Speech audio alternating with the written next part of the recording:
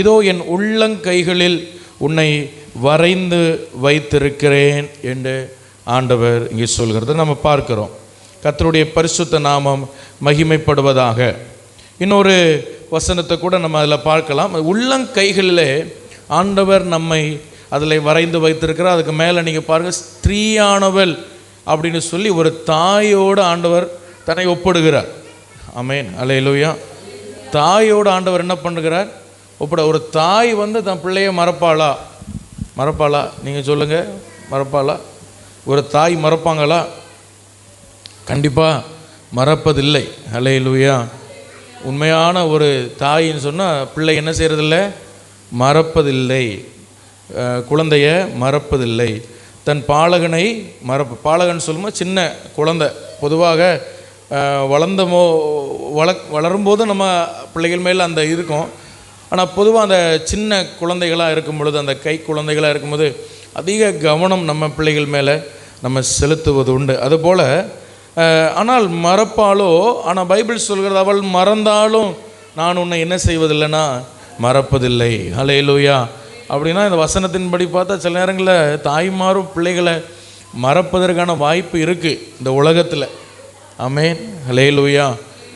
அப்படி இருக்குது. அப்படி நம்ம நிறைய நடந்திருக்கு, நம்ம பார்த்துருக்குறோம். பிள்ளைகளை ஸ்தோத்திரம் பெற்று அப்படியே குப்பை தொட்டியில், அநாத ஆசிரமங்களில் பிள்ளைகளை விட்டுட்டு போகிறத நம்ம பார்த்துருக்குறோம். ஆனால் ஆண்டவர் சொல்கிறார், என் உள்ளங்கைகளில் நான் உன்னை என்ன பண்ணியிருக்கிறேன்னா நான் வரைஞ்சி வச்சிருக்கிறேன்.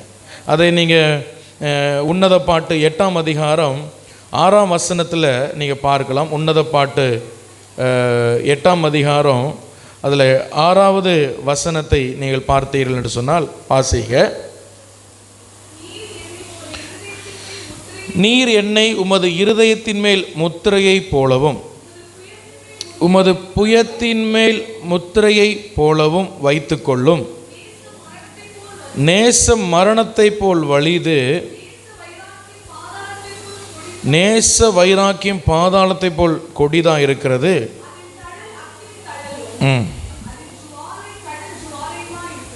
நீர் என்னை உமது இருதயத்தின் மேலும் உமது புயத்தின் மேலும் முத்திரையை போல என்னை வைத்து கொள்ளும் அப்படின்னு ஒரு வசனத்தை நம்ம இங்கே படிக்கிறோம். பிரைஸ் தி லார்ட், அல்லேலூயா. எத்தனை பேர் கவனிக்கிறீங்க? ஆமென் சொல்லுங்கள். இந்த வசனத்தின் அர்த்தம் என்ன கண்டுபிடிச்சிங்களா? என்னை உமது இருதயத்தின் மேல் உமது முத்திரை போல் என்ன செய்யும்? என்ன வச்சிரும் ஆண்டவரே அப்படின்னு மணவாட்டி மணவாளனை பார்த்து சொல்கிறார்.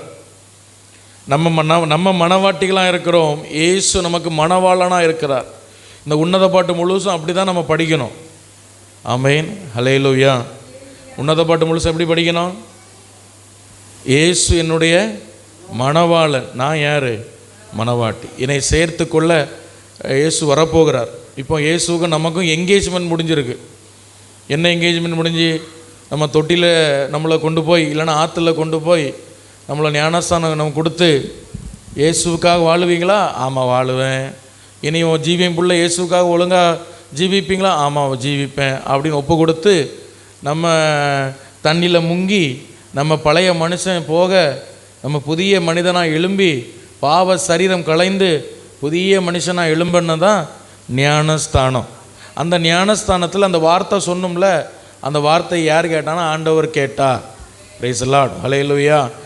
அதனால தான் பாருங்கள், ஒரு திருமணம் என்று சொல்லும் பொழுது கணவன் மனைவி மாறி மாறி சொல்ல வைப்பாங்க. அந்த வார்த்தை ரொம்ப முக்கியம். அதுபோல் நம்ம ஞானஸ்தானம் எடுக்கும் பொழுதும் அந்த வார்த்தையை பரலோகம் கேட்டது, நான் இயேசுக்காக நீ வாழுவேன்னு. அது ஒரு என்கேஜ்மெண்ட் போல், அது இயேசுவும் நம்மளும் ஒரு உடன்படிக்கை செய்தது தான். நல் மனசாட்சியின் உடன்படிக்கை தான் ஞானஸ்தானம். ஆமென் சொல்லுங்கள், அல்லேலூயா.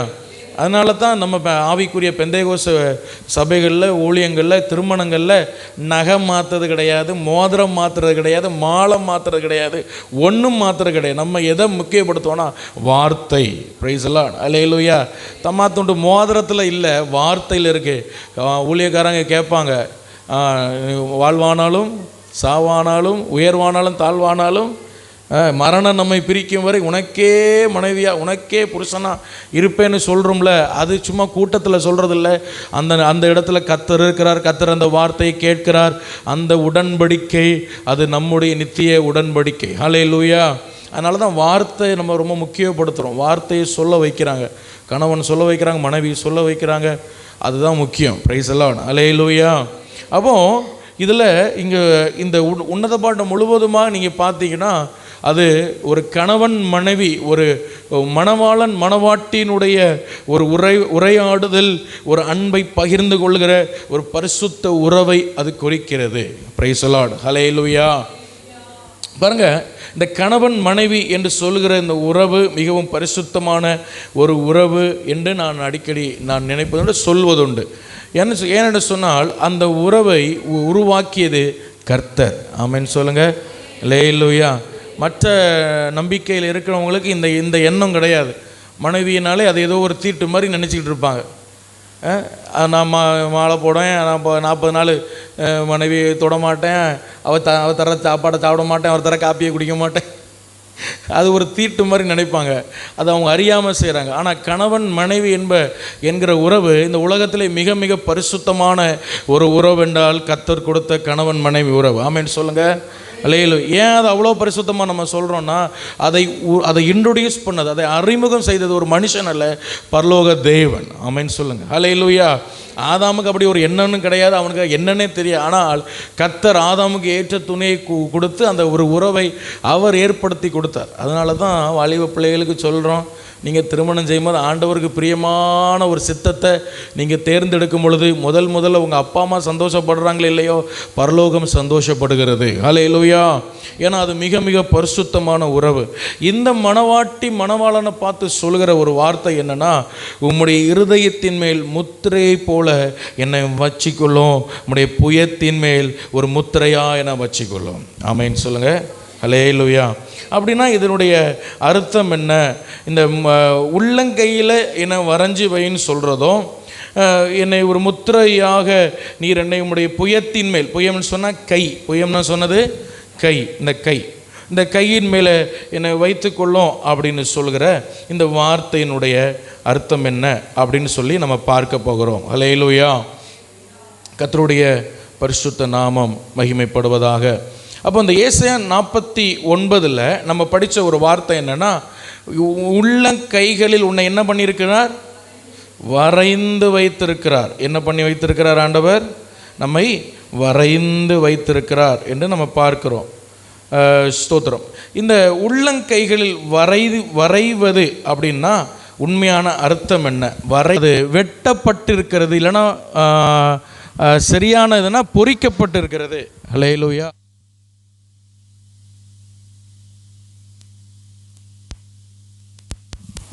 Price the Lord.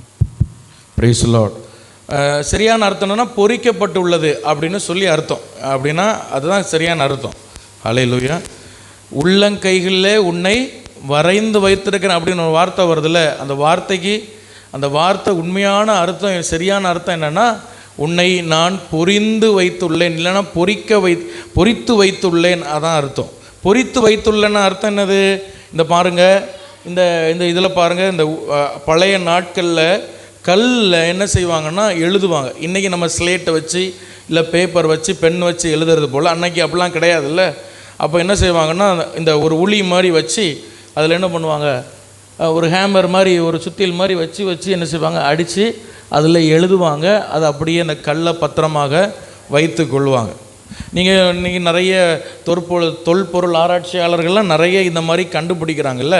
அந்த நாட்களில் இப்படியெல்லாம் இருந்து அப்படியெல்லாம் இருந்து அப்படின்னு சொல்லி கண்டுபிடிக்கிறாங்க. இதெல்லாம் எப்படி கண்டுபிடிக்கிறாங்க? அன்னைக்கு இந்த மாதிரி கல்வெட்டில் அவங்க வெட்டி வச்சதை அவங்க என்ன பண்ணுறாங்க, சோத்திரம், அது இன்றைக்கி என்ன பண்ணுறாங்க, கண்டுபிடிக்கிறாங்க. இல்லையா? உண்மையான அர்த்தம் என்னது? சரியான அர்த்தம் என்னது? உள்ளங்கைகளில் உன்னை பொறித்து வைத்துள்ளேன், வரைந்து வைக்கலேன் என்ற உள்ள அதோட சரியான அர்த்தம்னா பொறித்து வைத்துள்ளேன் அப்படின்னு சொல்லி அர்த்தம். இப்போ ஆண்டவர் கைகளில் பொறித்து வைக்கிறதுனா அர்த்தம் என்ன? இப்போ இந்த பொறித்து வைக்கிறது உண்மையாக நமக்கு புரியணும் அப்படின்னா, நம்ம ஊர் பழக்க வழக்கங்களை சொல்லணும்னா, இந்த மரக்கடைகளில் நீங்கள் போய் பார்த்தீங்கன்னா இந்த மாதிரி மரத்தை கீழே போட்டு உளியை வச்சு கொத்திக்கிட்டே இருப்பாங்க. பார்த்துருக்கீங்களா? எத்தனை பேர் பார்த்துருக்கீங்க? எல்லாரும் பார்த்துருக்கோம். நம்ம டோர் டிசைன் பண்ணுறது, கட்டில் டிசைன் பண்ணுறது எல்லாமே இந்த ஒரு உளியை வச்சு சுத்தியில் வச்சு வெட்டி வெட்டி வெட்டி ஒரு டிசைன் உருவாக்குவாங்க. இந்த வெட்டுறாங்கல்ல, இதுக்கு பேர் தான் வேதாங்கமத்தில் அந்த ஏசாயா 49:16 சொல்லப்பட்ட அந்த வரைந்து வைத்துள்ளேன் அப்படின்னு சொல்கிற அந்த வார்த்தை. ஆமென், அல்லேலூயா. எத்தனை பேருக்கு புரியுது? வரைந்தானா சும்மா நம்ம நம்ம நம்ம நினைக்கிற மாதிரி ஒரு பிக்சர் எடுத்து, ஒரு பேனா எடுத்து, ஒரு பென்சில் எடுத்து பேப்பரில் வரைகிற அந்த வரைதல் அதில் சொல்லப்படலை. மூல பாஷையில் உண்மையான அர்த்தம் என்னென்னா பொறித்துள்ளேன், இல்லைன்னா வெட்டப்பட்டுள்ளது, இல்லைன்னா உளியிடப்பட்டுள்ளது. இப்படிப்பட்ட பல அர்த்தம் அதில் இருக்கிறது. ஆமென் சொல்லுங்கள், ஹல்லேலூயா. அப்போ ஆண்டவர் நம்மளை உள்ளங்கையில் என்ன பண்ணியிருக்காருன்னா உளியிட வைத்திருக்கிறார், இல்லைன்னா பொறித்து வைத்துள்ளார் அப்படின்னு நம்ம புரிஞ்சு கொள்ளலாம். கர்த்தருடைய நாமம் மகிமைப்படட்டும். ஆமென் சொல்லுங்க, அல்லேலூயா. இப்போ இது நமக்கு புரியாமல் இருக்குது. ஒரு மனிதனுடைய கரத்தில் எப்படி உளியிட முடியும்? ஒரு மனிதனுடைய கரத்தில் எப்படி பொறிக்க முடியும்? ஏன்னா வரையலாம், நம்ம பெண்ணை வச்சு வரையலாம், ஆனால் எப்படி அதை பொறிக்க முடியும்? வாசிங்க இந்த பிக்சரை, நீங்கள் அந்த படத்தை நீங்கள் பார்க்கும் உங்களுக்கு இன்னும் அது புரியும். அது எங்கே இருக்குது? யாத்திராகம் 28:36 வாசிங்க. பசும் பொன்னினால் ஒரு பட்டத்தை பண்ணி கர்த்தருக்கு பரிசுத்தம் என்று அதில் முத்திரை வெட்டாக வெட்டி. ஹல்லேலூயா. இப்போ பாருங்கள், இப்போ இதுதான் ஆண்டவர் செய்ய சொன்னார். இது பசும் பொன்னினால் செய்யப்பட்ட, இந்த லைட் ஆஃப் பண்ணியிருக்கம்மா, இந்த லைட் அந்த லைட் ஆஃப் பண்ணிருங்க. இந்த பசும் பொன்னினால் ஒரு பட்டத்தை ஆண்டவர் பண்ணி அதில் ஏதோ ஒன்று எழுதியிருக்கா. நான் என்ன எழுதுனது நமக்கு தெரியல, ஏன்னா அது என்ன வார்த்தைன்னா எபிரேய வார்த்தை. ஆமென். அந்த நாட்களில் ஆரம்பத்தில் ஆண்டவர் இஸ்ரவேலோடு பேசினது எபிரேய மொழியில் பேசினார், அப்படி தானே? அது மட்டும் இல்லாமல் ஸ்தோத்திரம், மோசேக்கு கற்பலைகளை எபிரேய மொழியில் தான் ஆண்டவர் எழுதி கொடுத்தார். அதனால் அதில் கர்த்தருக்கு பரிசுத்தம் அப்படின்னு அது எபிரேய மொழியில் அது அடிக்கப்பட்டு இருக்கிறது. பிரைஸ் தி லார்ட், ஹல்லேலூயா. இப்போ நீங்கள் இந்த பக்கம் பார்த்தீங்கன்னா இதுதான் ஆரோனுடைய முழு ஒரு பிரதான ஆசானுடைய வஸ்திரம். கிட்டத்தட்ட இது போல் இருக்கும், ஏறக்குறை இது போல் இருக்கும். அவனுடைய நெற்றியில் பார்த்தீங்கன்னா ஒரு தங்கத்தால் செய்யப்பட்ட ஒரு பட்டத்தை அவன் வைத்திருக்கிறான். அதிலே கர்த்தருக்கு பரிசுத்தம் என்று எழுதப்பட்டு இருக்கும். அல்லேலூயா. எதுக்கு அப்படி எழுதியிருக்காங்கன்னா, இஸ்ரவேல்கள் ஜனங்கள் செலுத்துகிற காணிக்கையில் ஏதாவது குறைகள் இருந்தாலும் அந்த கர்த்தருக்கு பரிசுத்தம் என்ற அந்த பட்டத்தை கொண்டு ஆரோன் ஆண்டவருக்கு முன்னாடி போய் நிற்கும் பொழுது அந்த குறைகளினுடைய தோஷம் நீக்கப்படுகிறது, அவர்களுடைய காணிக்கைகள் அங்கீகரிக்கப்படுகிறதுன்னு சொல்லி கீழுள்ள வசனங்களில் நம்ம வாசிக்கலாம். பிரைஸ் தி லார்ட், ஹல்லேலூயா. கர்த்தருடைய நாமம் மகிமைப்படுவதாக. ஸ்தோத்திரம். அப்போது இந்த ஒரு அர்த்தமும் சரியான சொல்லப்பட்டோம்னா வரையப்பட்டுள்ளது, இல்லைன்னா ஒளியிடப்பட்டுள்ளது என்று நம்ம புரிந்து கொள்ள முடியும். இது மாதிரி வைத்து என்ன செய்வாங்க? தலைகள் நெற்றியில் கட்டி கொள்வாங்க. அவன் கர்த்தருக்கு முன்பாக அவன் நிற்கும் பொழுது அதை கர்த்தர் அந்த காணிக்கை என்ன பண்ணுகிறார்னா அதை அங்கீகரிக்கிறார். பிரைஸ் தி லார்ட், ஹல்லேலூயா. ஆமென், ஸ்தோத்திரம். அதில் நீங்கள் கீழே வாசிக்க 38ஆம் வசனத்தில் வாசித்தோம். இஸ்ரவேல் புத்திரர் தங்கள் பரிசுத்த காணிக்கைகளாக படைக்கும் பரிசுத்தமானவைகளில் தோஷத்தை ஆரோன் சுமக்கும்படி, அந்த தோஷத்தை அவன் சுமக்கும்படி அது ஆரோனுடைய நெற்றியின் மேல் இருப்பதாக கர்த்தருடைய சந்நிதியிலே அவர்கள் அங்கீகரிக்கப்படும்படி அது எப்பொழுதும் அவன் நெற்றியின் மேல் இருக்க வேண்டும். எப்பொழுதுமே அவன் நெற்றியில் கர்த்தருக்கு பரிசுத்தம் அப்படின்னு எழுதுன அந்த எழுத்து ஆரோனுடைய நெற்றியில் இருக்கணும், அது கலத்தக்கூடாது அப்படி ஆண்டவர் சொல்லி வைத்திருந்தார். எல்லாம் ஆண்டவர் மகிமைப்படுத்துவோம். அல்லேலூயா. திரும்ப நான் கேட்குறேன், உள்ளங்கையில் வரைந்தார் அப்படின்னு அர்த்தம் என்ன? வெரி குட், சத்தம் வருது, சொல்லுங்கள். இங்கே இந்த பக்கம் சொல்லுங்கள். உள்ளங்கையில் வரைந்தார் அர்த்தம் என்னது? பொறிக்கப்பட்டுள்ள. பொறிப்புனா நம்ம பொறிக்கிற சிக்கன் இல்லை, உளியிடப்பட்டு இருக்கிறது, அதான் சரியான அர்த்தம். சரி, இப்போ ஆரோனுடைய நெற்றியிலையும் அதே போல் ஆண்டவர் கர்த்தருக்கு பரிசுத்தம்னு பொறிக்க சொன்னார். என்ன சொன்னார்? பொறிக்கணும். ஆனால் அது என்னென்னா அது மரத்தில் இல்லை, அது தங்கத்தில் பொறிக்க சொன்னார். ஏன் அப்படி வைக்க சொன்னார்? இஸ்ரவேல் ஜனங்கள் ஏதாவது காணிக்கைகள் செலுத்தும் பொழுது அதில் ஏதாவது படைக்கும் பரிசுத்தமான தோஷத்தை ஆரோன் சுமக்கணும், இல்லைன்னா அதில் ஏதாவது குறை இருந்தால் அதை சுமந்து அந்த ஜனங்கள் கொடுக்குற காணிக்கையும் அந்த ஜனத்தையும் ஆண்டவர் அங்கீகரிக்கணும்னா அவன் இந்த பரிசுத்த பட்டத்தோடு ஆண்டவருக்கு முன்னாடி நிற்கணும். ஜனத்தை அவன் ஆண்டவர் அங்கீகரிக்கிறதுக்கு ஆரோன் ஆண்டவருக்கு முன்னாடி அந்த பரிசுத்தம் அப்படிங்கிற நெற்றியில் எழுதி ஆண்டவருக்கு முன்னாடி அவன் நிற்கணும். அப்படின்னா ஜனங்கள் செலுத்துகிற காணிக்கையில் ஒருவேளை சின்ன சின்ன மிஸ்டேக் இருந்தால் கூட ஆண்டவர் அந்த தோஷத்தை மன்னித்து அந்த ஜனத்தை ஏற்றுக்கொள்வார். ஹல்லேலூயா. இவ்வளோ புரிஞ்சா கர்த்தருடைய நாமம் மகிமைப்படட்டும். இப்போ இங்கே கவனிங்க, இந்த பிக்சர் அப்படி நீங்கள் புதிய ஏற்பாடு கொண்டு வாங்க, இந்த படத்தை நீங்கள் புதிய ஏற்பாடு கொண்டு வாங்க. நமக்கு ஒரு பிரதான ஆசாரியர் இருக்கிறார், அவர் நம்முடைய இரட்சகராக இயேசு கிறிஸ்து. ஹல்லேலூயா, ஹல்லேலூயா. எபிரேய புஸ்தகங்களில் நம்ம நிறைய இடங்கள்ல வாசிக்கிறோம், அவரே நம்முடைய பிரதான ஆசாரியன், இன்னொரு இடத்துல மகா பிரதான ஆசாரியன் என்றெல்லாம் போடப்பட்டு இருக்கிறது. நீங்கள் திருப்பிக் கொள்ளுங்கள். எபிரேயருக்கு எழுதின நிருபம், புதிய ஏற்பாட்டில் எபிரேயருக்கு எழுதின நிருபம் சோதரம், அதில் 6ஆம் அதிகாரம் 8ஆம் அதிகாரம் 2ஆம் வசனத்தை வாசிங்க. பரிசுத்த ஸ்தலத்திலும் மனுஷரால் அல்ல, கர்த்தரால் ஸ்தாபிக்கப்பட்ட மெய்யான கூடாரத்திலும் ஆசாரிய ஊழியம் செய்து வருகிறவருமாகி இருக்கிற பிரதான ஆசாரியர் நமக்கு உண்டு. ஹல்லேலூயா. அது யார் அப்படின்னா, ஆமென், அது நம்முடைய இரட்சகராகிய இயேசு கிறிஸ்து என்று சொல்லி நம்ம பார்க்கிறோம். எங்கே பார்க்கிறோம்? எபிரேயர் 9ஆம் அதிகாரம் 12ஆம் வசனத்திலிருந்து சோதரம் 11ஆம் வசனம் வாசிங்க. எபிரேயர் 9:11. கிறிஸ்துவானவர் வரப்போகிற நன்மைகளுக்குரிய பிரதான ஆசாரியராக வெளிப்பட்டு கையினால் செய்யப்பட்டதாகிய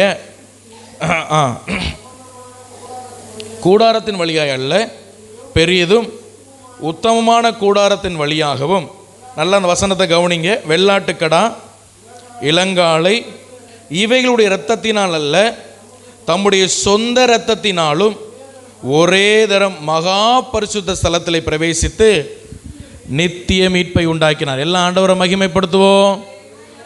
ஏப்பா, இவ்வளோ பெரிய விஷயம் ஆண்டவர் செஞ்சிருக்கிறார். இன்னொரு அல்லேலூயா சொல்லுங்க. அல்லேலூயா. இப்போ பிரதான ஆசாரியருக்கு வேலை என்ன?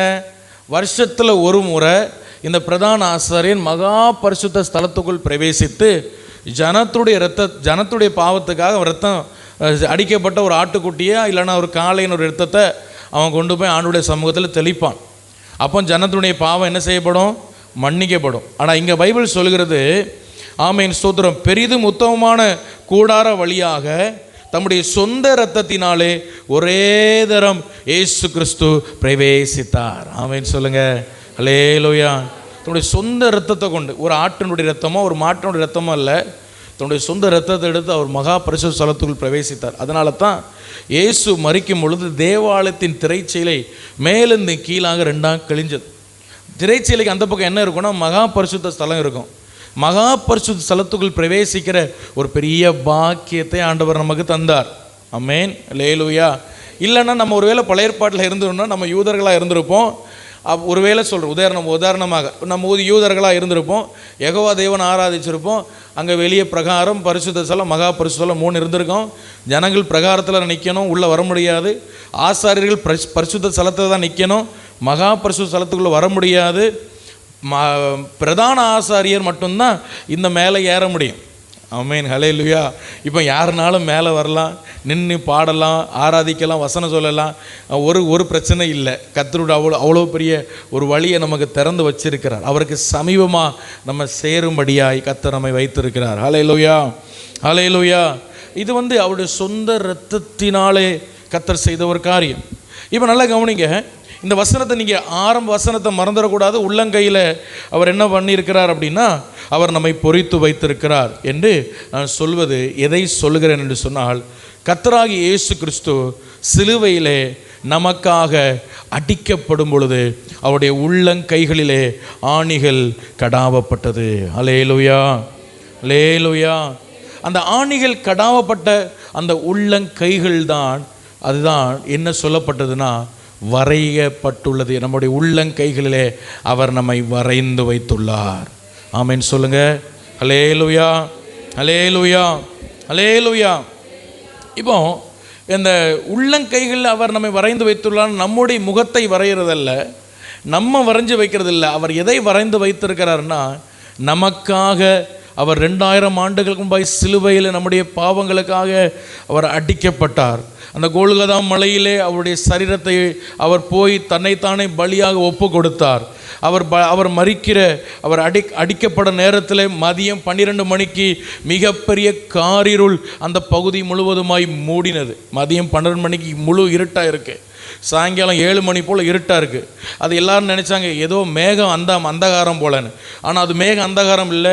இந்த முழு உலகத்தினுடைய பாவமும் இயேசுவின் மேல் வந்து நிற்கிறது. ஹல்லேலூயா. அந்த இருள், பாவமாகிய இருள், சாபமாகிய இருள், அந்த பாதாளத்தின் வல்லமையாகிய இருள், மரணமாகிய இருள் எல்லாம் இயேசுவின் மேல் வந்து இருந்தது. அந்த பாவமும் மரணமும் இயேசுவின் மேல் இறங்கினது. ஏனென்று சொன்னால் அவர் எந்த பாவமும் செய்யாமல் பரிசுத்த பலியாக தன்னை ஒரு ஆட்டுக்குட்டியை ஒப்பு கொடுத்ததுனால அந்த பாவம் சாபம் அவர் மேல் இறங்கிட்டு அதற்கு பிறகு தன்னுடைய ஜீவனை கொடுத்து அவர் இந்த உலகத்திலே மரித்தார். ஹல்லேலூயா. அப்போ அந்த உள்ளங்கைகளில் நமக்காக அடிக்கப்பட்டார். அப்போ அடிக்கப்படும் பொழுது அவர் ஆமென் ஸ்தோத்திரம். நிறைய நேரங்களில் நிறைய பேர் சொல்லுறதை நான் கேட்டிருக்கிறேன். இந்த ரோமர்கள் பயங்கர கொடுமைக்காரங்க, இந்த யூதர்கள் பயங்கர கொடுமைக்காரங்க. நல்ல மனுஷன் இயேசுவை கொண்டு போய் என்ன பண்ணிட்டாங்க, சிலுவையில் அடித்து கொன்னே விட்டானோ, அவ்வளோ பாவி பயல் வேணும். ஆனால் உண்மையில் அவர்கள் கொள்ளலை. வேதத்தின்படி ஆவிக்குரிய கண்ணோட்டத்தில் பார்த்தால் நம்முடைய பாவம்தான் அவரை சிலுவையில் அடித்தது. அதை நம்ம நல்லா புரியணும். அல்லேலூயா. இந்த பேஷன் ஆஃப் கிரைஸ்ட்னு சொல்கிற கிறிஸ்துவின் பாடு மரணத்தினுடைய அந்த படத்தை பார்க்கும்போது எல்லாருக்கும் கோபமாக வரும். இந்த ரோமர்கள் எவ்வளோ கள்ள பயலோ, எவ்வளோ கொடூரமான, இப்படி போய் ஒரு மனுஷனை அடிப்பாங்களான்னு. ஆனால் உண்மையாகவே ஆவிக்குரிய கண்ணோட்டத்தில் பார்த்தா என்னுடைய உங்களுடைய பாவம்தான் அவரை சிலுவையில் அடித்தது. ஹல்லேலூயா. நம்முடைய பாவத்துக்காக சிலுவையில் மரித்தார். நான் ஆழமாய் விசுவாசிக்கிற ஒரு விஷயம் என்னன்னா, இயேசு சிலுவையில் தொங்கும் பொழுது அவர் என்னை நினைவு கூர்ந்தார். ஹல்லேலூயா, ஹல்லேலூயா. உங்களுக்கு புரியுதா? என்ன அவர் நினச்சிக்கிட்டு இருந்தார்? நான் பிறக்கலை, நான் இன்னும் பூமியில் வரலை, ஆனால் உங்களையும் நான் சேர்த்து தான் சொல்கிறேன். இயேசு சிலுவையில் தொங்கும் பொழுது உங்கள் பேரை சொல்லிக்கோங்க, உங்களை அவர் நினைத்து கொண்டிருந்தார். உங்களுக்காகத்தான் அந்த சிலுவையில் அவர் ஏன்னா அவர் எந்த பாவமும் செய்யலை அவர். ஆனால் சிலுவையில் போய் மரிக்கிறதுக்கான எல்லா வழியும் கரெக்டாக செஞ்சுட்டே இருக்கிறார். மத்தேயுவிலிருந்து நீங்கள் படித்து பாருங்கள். வேணுனே ஓய்வு நாளில் போய் சுகமாக்குவார். ஏன்னா தெரியும் இவனை அப்போ தான் சிலுவையில் கொண்டு போய் அடிப்பானு. வேணே ஓய்வு நாளில் சுகமாக்குவார். ஓய்வு நாளில் சுகமாக்குவது பாவம் இல்லை, ஆனால் இவனுங்களுக்கு அது ஒரு பெரிய பாவம். அப்போது அந்த சிலுவையில் மரிக்கிறதுக்காகவே இயேசு இந்த பூமியில் வந்தார். அந்த வழியில் கரெக்டாக போய்கிட்டே இருந்தார். டைம் வர்றவரை அவர் யாரும் பிடிக்க முடியலை. ஜனக்கூட்டத்து நடுவில் மறைந்து போனார். அப்படிலாம் இருக்குது. ஆனால் சரியானது நேரம் வரும் பொழுது அவரை பிடித்து சிலுவையில் அறைந்தாங்க. அந்த சிலுவையில் உள்ளங்கைகளில் அவர் ஆணிகள் கடாவப்படும் பொழுது அவர் என்னை நினைத்து கொண்டிருந்தார். ஹல்லேலூயா. என் மேல் அவர் நினைவார், என்னுடைய பாவத்துக்காய் மரித்தார். இப்போ ஒரு மிகப்பெரிய கேள்வி, ஒரு மிகப்பெரிய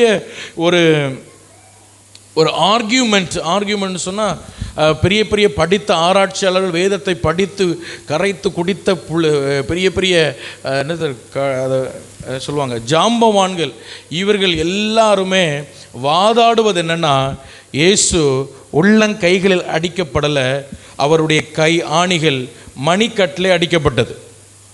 ஆமென், அல்லேலூயா. எல்லாம் கவனிங்க, என்ன எங்கே கவனிங்க. இப்போ நான் ஒரு முக்கியமான விஷயம் பேச போகிறேன்.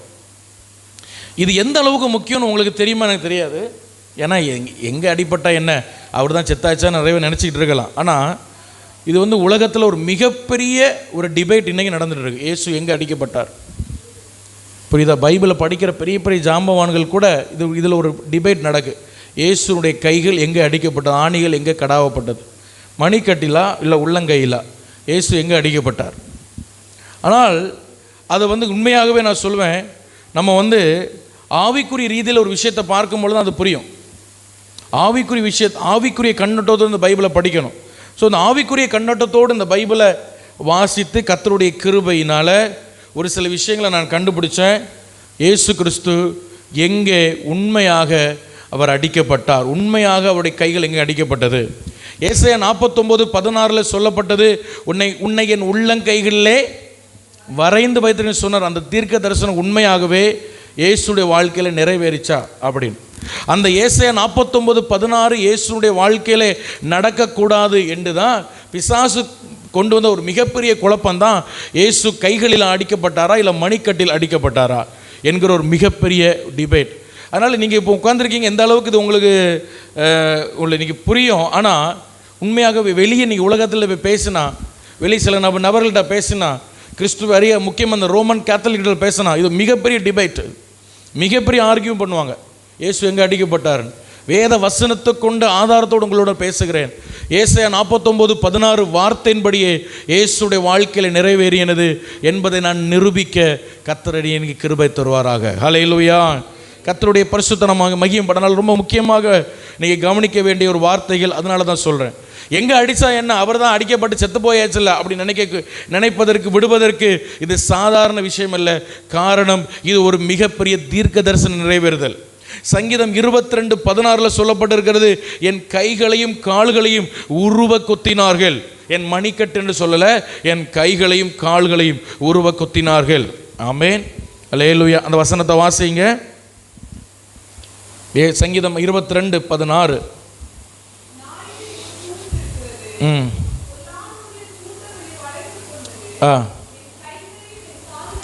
உருவ கொத்தினார்கள். அல்லேலூயா. அப்போ இங்கே கைகள் என்று தெளிவாய் போடப்பட்டிருக்கு. ஆனால் இதையும் மிகப்பெரிய ஆர்கியூமெண்ட் பண்ணுவாங்க. அது கையினா அது முழு இதுதான், இது இந்த மணிக்கட்டும் சேர்த்து உண்டு அப்படின்னு சொல்லுவாங்க.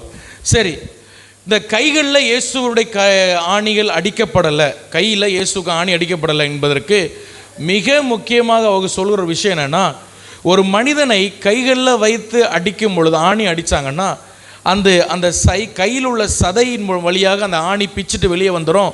அந்த சரீரம் கீழே விழுவதற்கு வாய்ப்பு உண்டு அப்படின்னு சொல்லுகிறாங்க. பிரைஸ் தி லார்ட், அல்லேலூயா. ஆனால் இதில் உண்மையான விஷயம் என்னென்னா, ரோமர்கள் ஒரு சிலரை மணிக்கட்டில் அடித்து சிலுவையில் மறிக்க வைத்திருக்கிறாங்க. ஒரு சிலர் மணிக்கட்டில் என்ன பண்ணியிருக்காங்க, மணிக்கட்டிலையும் அடிக்கப்பட்டு இருக்கிறாங்க. ஆனால் இயேசு எங்கே அடிக்கப்பட்டார், அதான் வாதம். ஆமென், புரியுதா உங்களுக்கு? ஹல்லேலூயா. நான் ரோமர்கள் மணிக்கட்டில் ஆணி அடிக்க மாட்டாங்கன்னு சொல்லவே இல்லை. இன்றைக்கும் நீங்கள் ஆராய்ச்சி பண்ணி பார்த்தா நிறைய சரீரங்களை அந்த நாட்களில் ஆராய்ச்சி பண்ணி பார்த்துருக்காங்க. மணிக்கட்டில் எலும்பில் ஓட்டை இருக்கனா பார்த்துருக்காங்க. அப்போ மணிக்கட்டில் அடித்து கொண்டு இருக்காங்க, உண்மைதான். ஆனால் இயேசு எங்கே அடிக்கப்பட்டார், அது ஆராய்ச்சியில் மண்ணு தோண்டி கண்டுபிடிக்க முடியாது, அது பைபிளில் தான் கண்டுபிடிக்க முடியும். ஆமென், ஹல்லேலூயா. சும்மா ஆராய்ச்சி அவன் சொன்னான் இவன் சொன்னான் அதை சொன்னாலாம், பைபிளில் என்ன சொல்லுது, இயேசு எங்கே நமக்காக அடிக்கப்பட்டார். இப்போ முக்கியமான ஒரு காரியம் என்னென்னா, அந்த கையில் சதை பிஞ்சு வந்துடும் சொல்கிறான். ஆனால் ஒரு மனிதனுடைய கைகளில் இவ்வளவு சதைகள் இருக்கிறது, இவ்வளவு டிஷ்யூஸ் இருக்குது. ஒரு உள்ளங்கையில் இந்த சைடில் நிறைய போட்டிருக்கு, இங்கிலீஷில் போட்டிருக்கோம், நமக்கு புரியாது, எனக்கும் அது புரியலை, விட்டுருங்க. ஆனால் இவ்வளோ சதை ஒரு மனுஷனுடைய கையில் இருக்குது, உள்ளங்கையில் இவ்வளவு ஹார்டு டிஷ்யூஸ் இருக்குது. ஒரு ஆணி அடிப்பதனால் அது பீந்து வருவதற்கு மிக மிக வாய்ப்பு குறைவு, மிக மிக வாய்ப்புகள் குறைவு. ஹல்லேலூயா. அப்போ நம்ம ஒரு விஷயம் நல்லா புரியணும், இயேசுவை சிலுவையில் வைத்திருந்தது ஆணிகள் அல்ல. அது நம்ம நல்லா புரிஞ்சுக்கணும். ஆவியில் உண்மையான அர்த்தம்னா, ஆணிகள் இயேசுவை சிலுவையில் வைக்கலை, அவர் என்மேல் உள்ள அன்பு தான் அவரை சிலுவையில் பிடித்து வைத்திருந்தது. ஆமென், ஹல்லேலூயா. அதனால் இயேசு அவர் நினச்சிருந்தா இறங்கி வந்திருக்கலாம். அதனால் அவர் நினைச்சார், இந்த ஆணி வரக்கூடாதுன்னு அவர் தீர்மானம் பண்ணால் அது அங்கே இருந்தது. ஆமென், ஹல்லேலூயா. இதெல்லாம் ஆவியில் புரியணும். சைக்காலஜிக்கலாக மெடிக்கலாக போய் படிச்சுட்டு இருந்தால் இது என்றைக்குமே நமக்கு புரியாது. அப்போ ஒரு மனிதனுடைய கருத்தில் இவ்வளவு டிஷ்யூஸ், இவ்வளவு கடினமான சதைகள் இருக்கிறதுனால கண்டிப்பாக ஆணி வெளியே வருவதற்கு வாய்ப்புகள் மிக மிக குறைவு. அது மட்டும் இல்லாமல் இயேசுனுடைய கை ஒரு பச்சை குழந்தையினுடைய கை கிடையாது. அது 30 ஆண்டுகள் கடினமாக, கிட்டத்தட்ட தன்னுடைய சின்ன வயதிலிருந்தே 30 வயசு வரைக்கும் கடினமாக ஆமென் மர வேலை செய்த ஒரு கை, ஃபர்னிச்சர் ஒர்க் இயேசு பண்ணார். அப்படி தானே பைபிள் சொல்லுது. ஆமென், அல்லேலூயா. இன்றைக்கி நிறைய யூடியூப்பில் ஃபேஸ்புக்கில் நிறைய குழப்பிட்டுறாங்க. இயேசு சின்ன வயசுலேருந்து 30 வயசில் எங்கே போனார், அவர் இந்தியாவுக்கு வந்தார், இமயமலைக்கு போனார்லாம் கதை விட்டுட்ருக்காங்க. ஆனால் பைபிள் சொல்லுது, அவர் தாய்க்கும் தகப்பனுக்கும் அடங்கி இருந்தார். அந்த தகப்பனுடைய வேலை அவர் செஞ்சார், அந்த மர வேலை அவர் செய்து கொண்டிருந்தார். அதனால் அவருடைய கை மிகவும் கடினமான ஒரு கை. கண்டிப்பாக அந்த ஆணிகள் வெளியே வருவதற்கு வாய்ப்பில்லை. ரெண்டாவது காரணம். மூணாவது காரணம், உள்ளங்கைகளில் ஆணிகள் அடிக்கிறது மட்டுமல்ல, அந்த மணிக்கட்டிலே கயிறுகளை வைத்து கண்டிப்பாக யூதர்கள் கட்டுவார்கள். கண்டிப்பாக மணிக்கட்டில் கயிறை வச்சு கட்டுவாங்க. இது இயேசுனுடைய வாழ்க்கை சரித்திரத்தை நன்றாக ஆராய்ச்சி பண்ணி எடுக்கப்பட்ட ஒரு படம். பேஷன் ஆஃப் கிரைஸ்ட்னு சொல்கிற ஒரு படம். சும்மா கண்ணை மூடிட்டு எடுக்கிறதுல நன்றாக ஆராய்ச்சி பண்ணி ஒருவர் எடுத்த ஒரு மூவி. அவர் சரியாக பண்ணியிருக்கிறார். எனக்கு ரொம்ப பிடிச்ச விஷயம் அதுதான். உள்ளங்கைகளில் இயேசுவுக்கு ஆணிகள் அடித்த மாதிரி அவர் பிக்சர் பண்ணியிருக்கிறார். ஆனால் இன்றைக்கி நிறைய இயேசு படங்கள் வருகிறது, அதில் மணிக்கட்டில் அடிக்கிறதாக வருகிறது. ஆனால் அது தவறு. இயேசு உள்ளங்கைகள் ஆணிக்கு பட்டிருக்கிறது. அது வருவதற்கு வாய்ப்பில்லை. ஏன்னா இன்னொரு சப்போர்ட் கொடுத்துருக்காங்க. அது என்ன சப்போர்ட்னா கயிறை வச்சு அது கட்டியிருக்கு. பிரைஸ் தி லார்ட், ஹல்லேலூயா. சரி, இப்போ கயிறை வச்சு கட்டியிருக்கு, உள்ளங்கைகளில் ஆணிகள் அடிக்கப்பட்டிருக்கு. ஒருவேளை இந்த மணிக்கட்டுக்கு நடுவில் இங்கே ஒரு எலும்புக்கு நடுவில் ஒரு கேப் உண்டு. அந்த கேப்பில் அடித்தா என்ன நடக்கும் அப்படின்னா, ஒரு மனிதனுக்கு சீக்கிரமாக ரத்தம் வெளியே வந்துடும். 4வது காரணம் சொல்லிட்டு இருக்கிறேன். சீக்கிரமாக என்ன வந்துடும்? ஏன்னா இங்கே ஒரு முக்கியமான நரம்பு, பிரெயினுக்கு போகிற ஒரு முக்கியமான நரம்பு இந்த மணிக்கட்டில் இருக்குது. இது அடிக்கப்பட்டு பிஞ்சுதுன்னா சீக்கிரமாக ரத்தம் வெளியே வந்து அந்த மனிதன் சீக்கிரமாக மரித்து போவான். சீக்கிரமாக என்ன செய்வான்? மரித்து போவான்.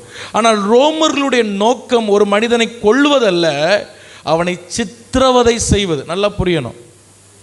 சிலுவை மரணம் என்பது ஒரு மனுஷனை கொல்றதுக்கல்ல, அவன் சீக்கிரம் சாவட்டுன்னு இல்லை. அவங்களுடைய மைண்டில் இருக்கிறதுன்னா இவன் சித்திரவதை அனுபவிக்கணும். ஆமென், அல்லேலூயா. அதுதான் அவங்க மைண்டில் இருக்குது. இயேசு ஓய்வு நாளுக்கு முந்தின நாள் மரித்ததுனால அவருடைய சரீரத்தை இறக்கிட்டாங்க, அவரை இது பண்ணிட்டாங்க. ஆனால் உண்மையாக ரோமர்கள் என்ன செய்வாங்கன்னா, கிட்டத்தட்ட ரோமர்கள் ஒரு மனிதனுக்கு இந்த உள்ளங்கையில் அடித்து விட்டாங்கன்னா 3 நாள் வரைக்கும் அந்த பாடி அங்கே தொங்கும். 3 நாள் வரைக்கும் அந்த சரீரம் அங்கே தொங்கிட்டு இருக்கும். உயிருக்கு கொஞ்சம் கொஞ்சமாக ஒரு மில்லிமீட்டராக உயிர் அவனை விட்டு வெளியே போகும். Price the Lord. அவ்வளவு கொடுமையானது இந்த மரணம். இப்போ இந்த மணிக்கட்டில் ஆணிகள் அடித்தால் என்ன ஆகும்னா, அந்த மனிதனால் ஈஸியாக மூச்சு விட முடியாது. உள்ளங்கைகள் அடித்தாலும் மூச்சு விட முடியாது. ஆனால் மணிக்கட்டில் அடிக்கிறதுனால அந்த மனிதனால் உண்ணி மூச்சு விட முடியாது. உள்ளங்கைகள் அடித்தால் கொஞ்சம் மூச்சு விட முடியும். உங்களுக்கு எத்தனை பேர் புரியுது? ஆமென். இந்த மணிக்கட்டு இந்த எலும்பு கேப்பில் அடித்தால் மூச்சு விட முடியாது. இந்த உள்ளங்கைகள் எடுத்தால் கொஞ்சம் மூச்சு விடலாம்.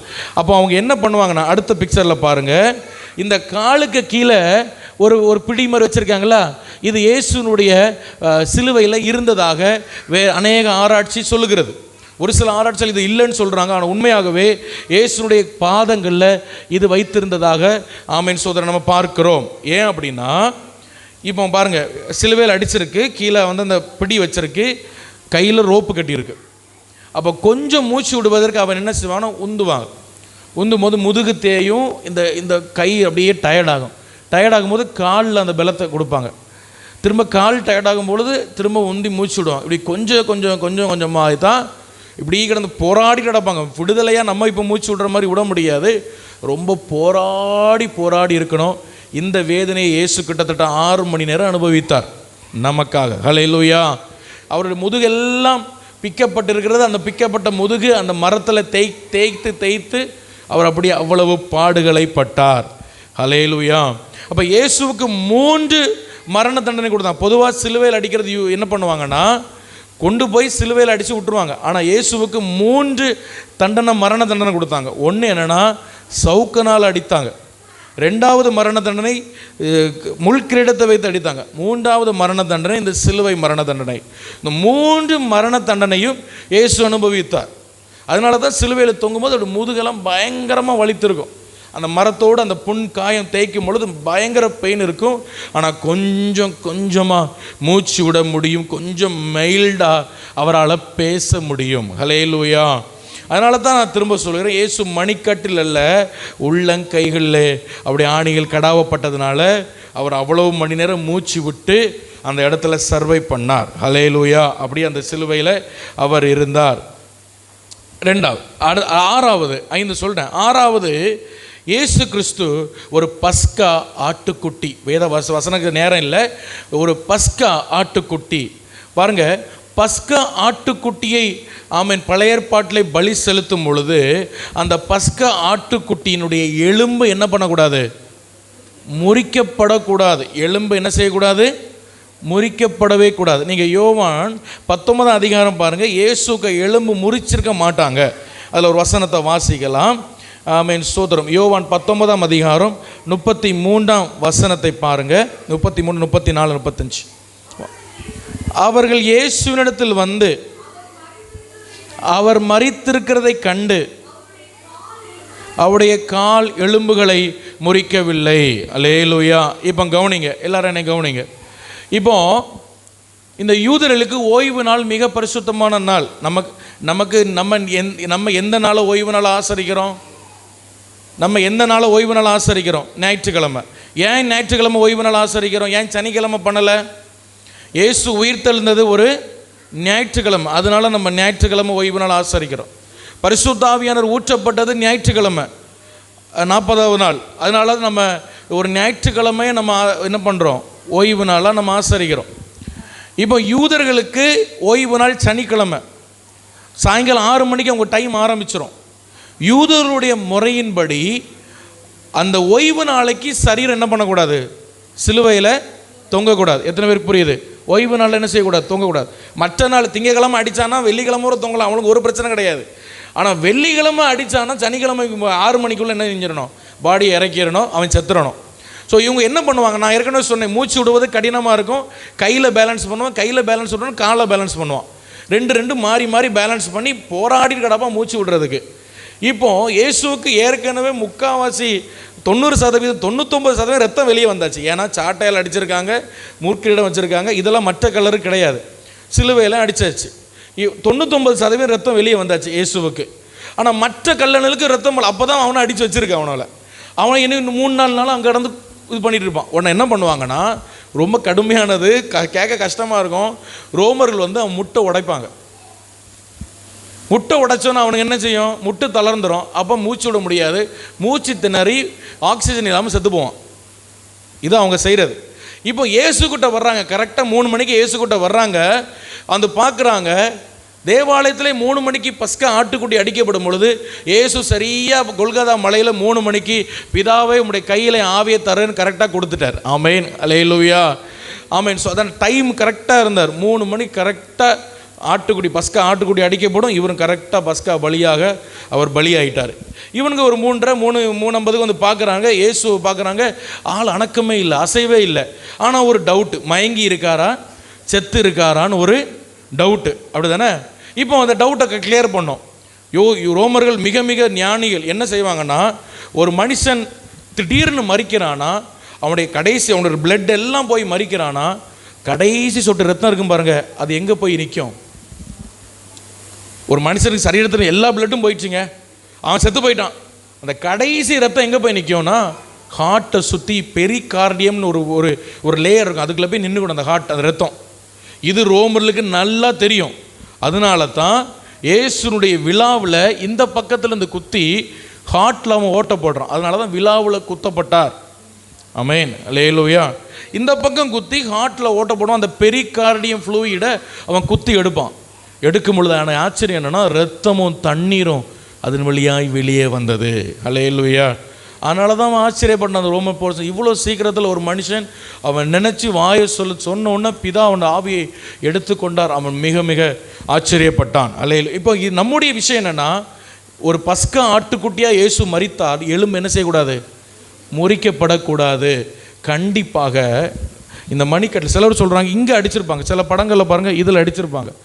இதில் அடித்தா எவ்வளோ எலும்பு இருக்குது பாருங்கள், அந்த சுற்றிலும் அந்த மணிக்கட்டில் இதில் அடித்தா எவ்வளோ எலும்பு இருக்குது. ஒரு ஆணியில் கண்டிப்பாக போனால் அந்த எலும்பை 1 இல்லைனா 2 எலும்புகளை அந்த ஆணிகள் கண்டிப்பாக டேமேஜ் பண்ணும். அந்த சிலுவையில் இயேசுனுடைய எலும்புகள் முறிக்கப்பட்டிருக்கும். ஆனால் வேத பிரமாணம் என்னென்னா, இயேசுனுடைய எலும்பு என்ன பண்ணக்கூடாது? முறிக்கப்படக்கூடாது. அதனால் நிச்சயமாக வேதத்தின் அடிப்படையில் நான் சொல்லுவேன், இயேசு உள்ளங்கைகளில் தான் ஆணிகள் அடிக்கப்பட்டார். அதான் ஏசாயா 700 வருடத்துக்கு முன்னாடி எழுதி வைத்திருக்கிறார், உன்னை என் உள்ளங்கைகளில் வரைந்து வைத்திருக்கிறேன். அப்போ இன்றைக்கும் இயேசு மரித்த பிறகு அந்த உள்ளங்கையில் காயம் இருக்கா? இயேசு மரித்து உயிரோடு எழும்பியாச்சு, உள்ளங்கையில் காயம் இருக்கா? இருக்கு. எப்படி இருக்கு? இயேசு உயிரோடு எழும்பி வர்றாரு, வந்துட்டு சீசர்களை பார்த்துட்டு போயிட்டாரு. தோமா மட்டும் அங்கே இல்லை. 2வது தோமா வந்தோன்னு சொல்கிறாங்க, நாங்கள் இயேசுவை பார்த்தோம். அவன் சொல்கிறான், இயேசுடைய கையில் இருக்கிற அந்த ஆணி ஓட்டையிலையும் விழாவிலையும் நான் கையை போட்டு பார்த்தாதான் நம்புவேன் ஆமென், ஹல்லேலூயா. அவன் என்ன நினைப்பில் சொன்னானோ இயேசு அவன் கேட்டது மாதிரியே ரெண்டாவது அந்த இடத்துல தரிசனமானார்.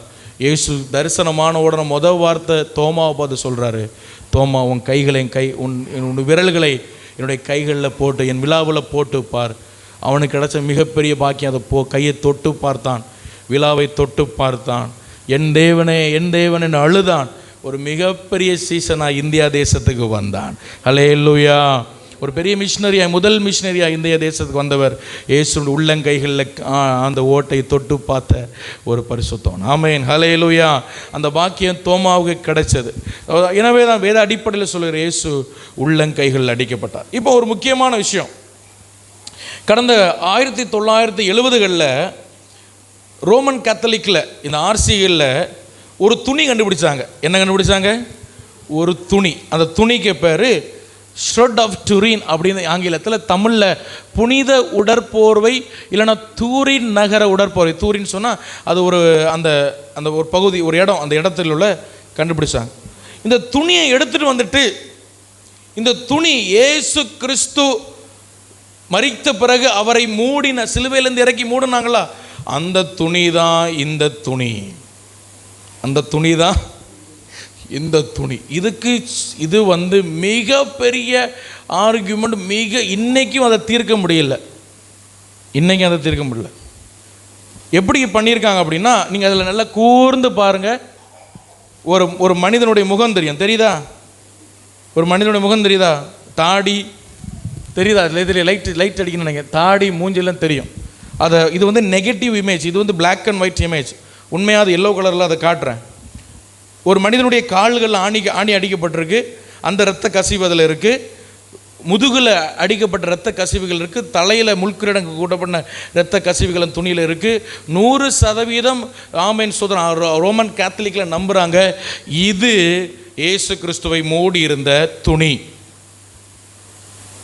ஆனால் நான் சொல்கிறேன், இது இயேசு கிறிஸ்துவ மூடின துணி இல்லை. வேதத்தின் அடிப்படையில் இல்லை. ஒன்று என்னென்னா, இதில் அவங்க இதை வச்சு தான் பிசாசு ஒரு மிகப்பெரிய குழப்பத்தை கொண்டு வந்தான். இதில் பார்த்தீங்கன்னா, இந்த மனிதனுடைய, இது யாருன்னு தெரியாது, இந்த மனிதனுடைய மணிக்கட்டில் ஆணி அடிச்சிருக்கும். அந்த துணியை மூடினாங்கல்ல, அந்த துணியுடைய மணிக்கட்டில் பாருங்கள், வெள்ளை கலரில் இருக்கா, அது ஆணி அடிக்கப்பட்ட ஒரு அடையாளம். இதை வச்சுட்டு தான் மிகப்பெரிய குழப்பம் கொண்டு வந்தாங்க. இது எப்போ கொண்டு வந்தாங்க? இது அன்னைக்கு உள்ள துணி. 1970 நாட்களில் இது கொண்டு வந்தாங்க. இது இயேசுவை மூடின புனித உடற்போர்வை சொன்னாங்க. சரி, அதை சொன்னது கூட பிரச்சனை இல்லை. விஷயம் என்னென்னா, இன்றைக்கி அதை வச்சு ஆராதித்து வணங்கிட்டு இருக்காங்க. அதுதான் மிகப்பெரிய தவறு. அதை சொன்னால் சரி சொல்லிட்டு போகிறான்னு விடுறதுக்கு இல்லை. அதை வைத்து கொண்டு மிகப்பெரிய ஆராதனை, அதை வச்சு ஒரே ஆராதனையை தொட்டு கும்பிடுறதும் முத்தம் போடுறதும், பிரைஸ் தி லார்ட், ஹல்லேலூயா, இதெல்லாம் மிகப்பெரிய தவறு. இதெல்லாம் நம்ம செய்யவே கூடாது. ஹல்லேலூயா. இயேசுவை தவிர, ஆமென், நம்முடைய திருத்துவ தெய்வத்தை தவிர வேறு யாருக்கும் இந்த ஆராதனை போகக்கூடாது. இயேசுக்கு ட்ரெஸ்ஸு கண்டுபிடிச்சோன்னு சொல்லி அதை தொட்டு கும்பிடுறாங்க. இயேசு போன படகுன்னு சொல்லி அதை தொண்டு, இயேசுவை சிலுவையில் அடித்த ஆணிகள் கண்டுபிடிக்கப்பட்டிருக்கு. சரி, உண்மையாகவே இருக்கட்டுமே, அதை எதுக்கு ஆராதிக்கணும்? அதை தொட்டு கும்பிட்டுக்கிட்டு, இயேசுடைய ட்ரெஸ்ஸு இது தான், இயேசுக்கு முள் கிரீடம் இது தான், இயேசுக்கு அந்த மாதிரி மூடன துணி இது தான், சரி இருக்கட்டுமே, அதை எதுக்கு அதை ஆராதிக்கிறீங்க? அதை வச்சு அது எவ்வளோ பெரிய தவறு. என்னுடைய சாயலை வேறு எதுக்கு ஒப்பாக கொண்டு போகாதீங்க ஆண்டவர் சொன்னார்ல, அதை வச்சு ஆராதிச்சிட்ருக்கேன். இப்போ அது விடுங்க, இது இயேசுவை மூடின துணி அல்ல என்பது வேதத்தின் அடிப்படையில். இது இதான் உண்மையான துணி. இப்படி தான் இந்த கலர்லாம் இருக்கும். நான் ஏன் பிளாக் அண்ட் ஒயிட்டில் போட்டேன்னா, பிளாக் அண்ட் ஒயிட்டில் போட்டால் தான் அந்த முகம் தெரியும், அதுக்காக போட்டேன். ஆனாலும் தெரியல. இப்போ பாருங்கள், கீழே பாருங்கள், இயேசு மரணத்தை எடுத்தோடனே நிக்கோதேயுமோ அரிமத்தி ஊரான யோசேப்பு 2 பேரும் சேர்ந்து இயேசுவை மூடுறாங்க. எப்படி மூடுறாங்க தெரியுதா? ஒரே துணி எடுத்து, அவங்க அந்த ஆர்சியிலுடைய நம்பிக்கை, ரோமன் கேத்தலிக் நம்பிக்கை இல்லை. ஒருவேளை லைவில் பார்த்துருந்தா, ரோமன் கேத்தலிக் பார்த்துருந்தாலும் அவன் சொல்கிறேன், நான் எதுக்கும் பயம் இல்லை எனக்கு, ஏன்னா இது உண்மை, நான் பைபிளை பேச போகிறேன்.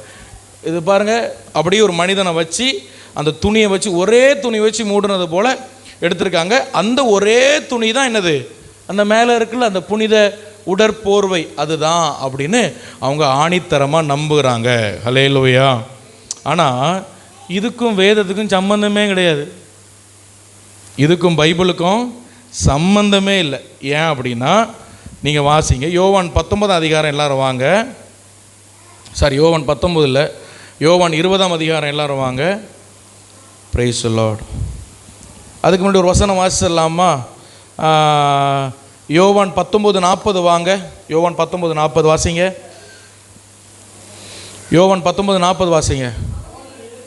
அவர்கள் இயேசுவின் சரீரத்தை எடுத்து யூதர்கள் அடக்கம் பண்ணும் முறையின்படியே அதை சுகந்த வர்க்கங்களுடனே சீலையிலே சுற்றி கட்டினார்கள். எதில் சுற்றி கட்டினாங்க? சீலை அப்படின்னு சொல்வது இந்த துணி இல்லை, நம்ம இந்த பின்னாடி பார்த்தோம்ல, இந்த துணியில், ஒரே துணியில் இயேசுடைய சரீரத்தை மூடலை. அது பின்னணியும் தெரியாமல் பேசுகிறது. உண்மையாக இயேசுடைய சரீரத்தை என்ன பண்ணால், இந்த மாதிரி துணி இருக்கும், இதுக்கு பேர் டியூனிக் அப்படின்னு சொல்லுவாங்க ஆங்கிலத்தில். இந்த துணிகளை எடுத்து என்ன செய்வாங்கன்னா, அப்படியே இதை அழகாக பைபிள் அழகாக சொல்லுது. எதை வைத்து அடக்கம் பண்ணாங்க? கந்த வர்க்கங்களுடனே சீலையினால் சுற்றி கட்டினாங்க. கந்த வர்க்கம் அப்படின்னா அதுக்கு நீங்கள் மேலே பார்த்தீங்கன்னா 39 நிக்கோதேமு என்பவன் வெள்ளை போலவும் கரிய போலவும் ஏறக்குறைய 100 ராத்தல் கொண்டு வந்தான்னு போட்டிருக்கோம். இந்த வெள்ளை போலம் கரிய போலத்தை என்ன பண்ணுவாங்க? ஆமேன் சோதரன், அந்த சரீரத்துக்குள்ள அப்படியே வச்சு, அந்த சரீரத்தை அப்படி வச்சு நடுவில் வெள்ளை போலமும் கரிய போலம் வச்சு அப்படி சுற்றுவாங்க. அப்புறம் வெள்ளை போலம் கரிய போலம் வச்சு சுற்றுவாங்க. அப்புறம் வெள்ளை போலம் கரிய போலம் வச்சு சுற்றுவாங்க. சுற்றி சுற்றி சுற்றி சுற்றி சுற்றி அந்த இந்த மாதிரி துணி இருக்குல்ல, இந்த துணியை வச்சு கால்லேருந்து தலை வரைக்கும் சுற்றுவாங்க.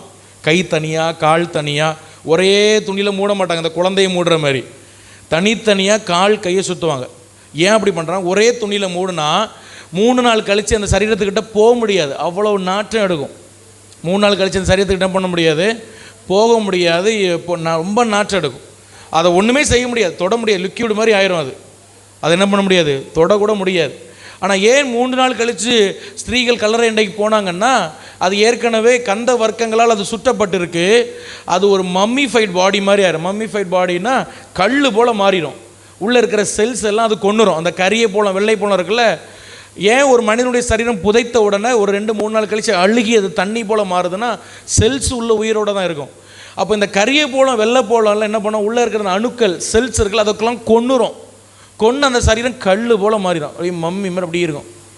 அதனால தான் எகிப்தில் எத்தனையோ ஆண்டுகள் மரித்தப்பட்ட சரீரத்தை இன்றைக்கும் எடுக்கிறாங்க. அது சிலதெல்லாம் அப்படியே இருக்குது, சதா கொஞ்சம் போயிருக்கு, அப்படியே முழுசாக இருக்கு. ஏன்னா அன்னைக்கே அவ்வளவு கந்த வர்க்கங்களை வச்சு எதனா பண்ணியிருக்காங்க. அதை பாதுகாக்க எம்பால்மிங் சொல்லுவாங்க, மம்மிஃபைட் பண்ணுறது. அதை அப்படியே அதை பதப்படுத்துவது, நம்ம மொழியில் சொன்னால் பதப்படுத்துவது, அந்த சரீரத்தை பதப்படுத்துவோம், அது கெட்டு போக விட மாட்டாங்க. அப்போ இயேசுவின் சரீரத்தை 100 ராத்தல் வச்சு, 100 ராத்தல் கிட்டத்தட்ட 75 பவுண்டு வச்சு அவன் இயேசுவின் சரீரத்தை வெள்ளை போலம் கரிய போலம் சுற்றி இருக்கிறான். ஆமேன், ஹல்லேலூயா. ஆமாம், சுற்றி முடித்தா இப்படி தான் இருக்கும். சுற்றி முடித்தா இந்த மாதிரி தான் இருக்கும். Price the Lord. ஆமேன் சொல்லுங்கள். இப்போ சரி, இப்போ யோவான் 20 வசனம் வாங்க. முதல் வசனத்தில் இந்த 1 2 3 4 5 6 7 8 வசனம் இருக்குது. 8 பேர் வாசிக்க போகிறீங்க, சரியா? 8 பேர் வாசிப்பீங்க. யாரெல்லாம் முதல் வசனம் வாசிங்க. வாரத்தின் முதல் நாள் காலையில் அதிக இருட்டோடு மகதலேனா மரியாள் கல்லறை இடத்திற்கு வந்து கல்லறையை அடைத்திருந்த கல் எடுத்து போட்டிருக்க கண்டாள். 2ஆம் வசனம் வாசிங்க. வேற ஒருத்தர். உடனே அவள் ஓடி சீமோன் பேதுருவிடத்திலும் இயேசுக்கு அன்பாயிருந்த மற்ற சீசனிடத்திலும் போய் கத்தரையில் கல்லறையிலிருந்து எடுத்துக்கொண்டு போய்விட்டார்கள். இப்போ நல்லா கவனிங்க. இந்த மகதலேனா மரியாள் காலையில் வர்றாங்க, ஸ்திரீகளோட கல்லறையிலே வராங்க. வெளியே பார்க்குறாங்க, கல் என்ன செஞ்சுருக்கு, புரட்டி தள்ளப்பட்டு. இவ என்ன நினச்சிட்டான்னா, உள்ளே போய் பார்க்கவும் இல்லை, அவசரப்பட்டு கல்லறையில் இயேசுக்கு பாடி இல்லை, யாரும் தூக்கிட்டு போயிட்டாங்கன்னு பயந்து ஓடி பேதுருவிட்டையும் மற்ற சீசர்லையும் சொல்கிறான். சரி, 3ஆம் வசனம் வாசிங்க. அப்பொழுது பேதுருவும் மற்ற சீசனும் கல்லறிடத்திற்கு போகும்படி புறப்பட்டு. ஆமாம், அப்போ யோவானும் பேதுருவும் ரெண்டும் ஒன்று போல் ஓடுறாங்க. எங்கே போகிறாங்க? ஒரு பெரிய நியூஸ் வருது, இயேசுக்கு சரீரத்தை எடுத்துகிட்டு போயிட்டாங்கன்னு. இவ சொன்ன நியூஸ் இப்போ 50% தப்பு, 100% தப்பு. சும்மா அப்படி எட்டி பார்த்தா உள்ள ஒன்று இல்லாத போல் இருந்து எல்லாம் இருட்டாக இருக்கும். தூக்கிட்டு போயிட்டாங்க. இவளே ஒரு கற்பனை பண்ணி ஓடி வந்து சொல்கிறா, இவங்க உண்மையிலே தூக்கிட்டு போயிட்டாங்களோன்னு சொல்லி இவங்க ஓடி வராங்க. யார்? பேதுருவும் யோவான். எப்படி இருக்கும் பாருங்களேன், எப்படி இருக்கும். 4ஆம் வசனத்தில் பேதுருவை பார்க்கிலும் மற்ற சீசன் சொல்கிறது யோவான் துரிதமாய் ஓடி முந்தி கல்லறிடத்தில் வந்து குனிந்து பார்த்து சீலைகள் கிடக்கிறதை கண்டான். இப்போ நல்ல கவனிங்க. அந்த காலத்து கல்லறை எப்படி இருக்கும்? கண்மலையில் வெட்டி வச்சுருப்பாங்க, குனிஞ்சு தான் போக முடியும், உள்ளே குனிஞ்சு தான் உள்ளே போகணும். இப்போ உள்ளே வந்து ஒரு சின்ன விளக்கு மட்டும்தான் வச்சுருப்பாங்க, சிலது அது கூட இருக்காது, அணைஞ்சிரும். அப்போ இவன் ஓடி வரான், யோவான் முன்னாடி ஓடி வரான், உள்ளே வந்து எட்டி பார்க்குறான், வெள்ளை கலரில் ஏதோ ஒன்று இருக்குது, துணி ஒன்று சுற்றி வச்சுருக்கு. ஆனால் அவன் அந்த சீலையாகவும் பார்த்துட்டு அது சீலை கிடக்குது, அந்த அவனை மூடி வச்சு சீலை கிடக்குது, அது தெரியுது.